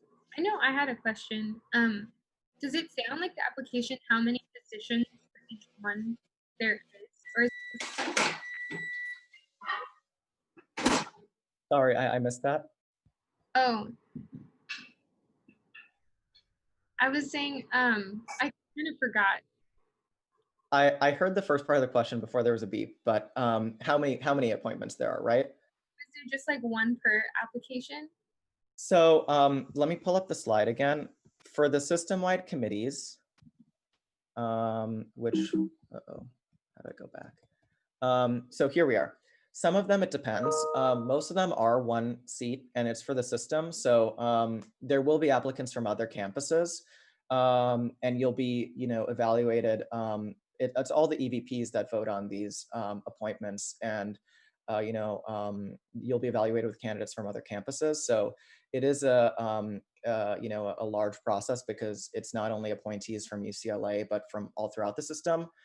But for one seat for a lot of these committees. But what I will say is, secretly, not a lot of people apply to these committees, and more often they're vacant than open. So if you do put in a good application for some of these committees, especially the ones that aren't as competitive and more kind of specific, folks should be in a good shape to proceed through the process. So most of these committees are one seat. Some of these are multiple seats, as you can see. The collective bargaining reps, there are unlimited. It's more of like we're looking for a pool of folks who are interested, and whenever there's a collective bargaining session, it's who can attend. That one is more of like we're collecting a lot of names and folks from all the campuses because if there's a specific UCLA negotiation, we want to have UCLA folks there. And then for the student observers, that's also one person per. Okay, thank you. So we'll go Sachi and then Promise. Yeah, thank you for this presentation. I was just gonna ask if it's possible for you to share this presentation with us or like some kind of summary presentation, just so that we can pass it along to people that we think might be interested in it. Definitely. So it should be in the USAC folder for this meeting. If you want to pull for it, you can take the slides, and then there's a lot of information on our. If you just want like a quick link to send people, there's a lot of information on our Facebook event. Okay, great. Thank you. Go ahead, Promise. Yeah, I wanted to know if any of these positions are paid. Yeah, so that's the difficulty. None of these are stipended. In a typical scenario, your travel is covered and anything related to, arriving at these meetings. But, this will be something that I'll bring to council at a later point. But UCSA, because of kind of the volatile structure of our fees and we really don't have much money to stipend people, and really we've been cutting our budget and don't have the resources, unfortunately, to pay for these positions, which should be paid. Right. And is there like a thing that says the time commitment for these positions at all? I'm sorry, I missed that last part. Oh, sorry. Is there anything that says what the time commitment for these positions are, especially since they aren't paid? When like reaching out to people, like being able to like let them know what the time commitment is, because it might end up weeding out like a lot of low income folks who can't like afford to work for free, especially right now. So for the time commitment, let me drop in the chat the website. I did kind of like a high level overview of these. There are very specific information about each of these committees. Some of them meet, once a quarter for like a few hours. Some of them meet once a month. Some of them meet bi-weekly. It really depends on the committee that you or an applicant would be interested in.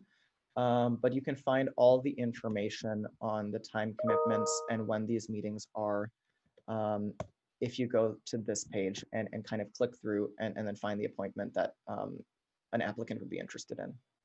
Thank you so much. Yeah, I just also wanted to like hop in and say like these members not being paid, I don't think is like any fault of anyone sitting here on this call. I really think it's the way our student government is set up. I think that there are a lot of positions here on campus that should be paid. And yes, I agree, Promise. It definitely does isolate different people. We have the same problems that we run into with the academic senate, which you often see. Like, you don't really see diverse senate representation because they don't really have the ability to, attend meetings bi-weekly or, even monthly. So valid points that are being brought up. Definitely. And I'll add, this is something we're still figuring out, but the money that would have gone towards travel, I mean, these are kind of expensive positions. Some of these you need to be in Oakland every 2 weeks and you have to pay for all those plane tickets. We're trying to see if we can use that money for some kind of stipend, but these appointments are actually paid for by UCOP. UCOP has to pay for the travel. So we're getting into the bylaws and figuring out if there is some kind of support, but I can't guarantee that at this point. Cool. Sachi, is that an old hand or new hand? Sorry, that's an old hand. Cool.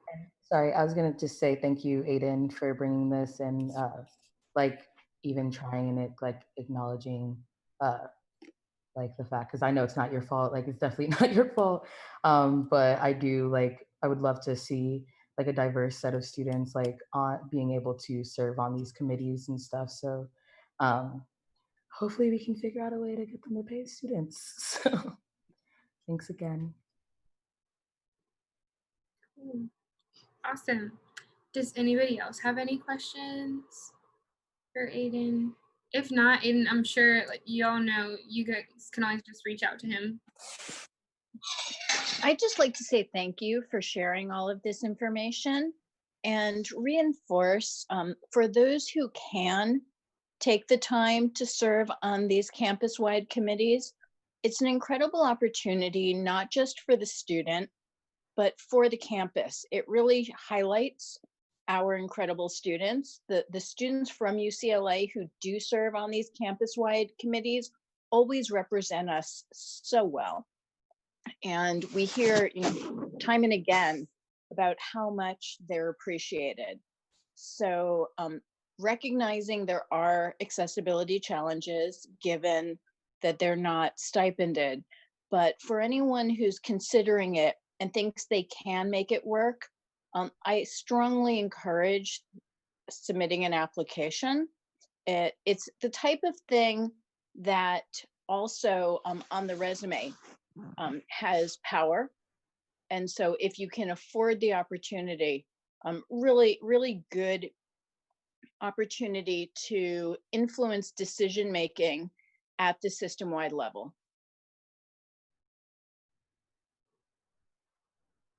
Yeah, thank you, Dr. Geller, for that input. And also thank you so much, Aiden, for even taking the time to present this.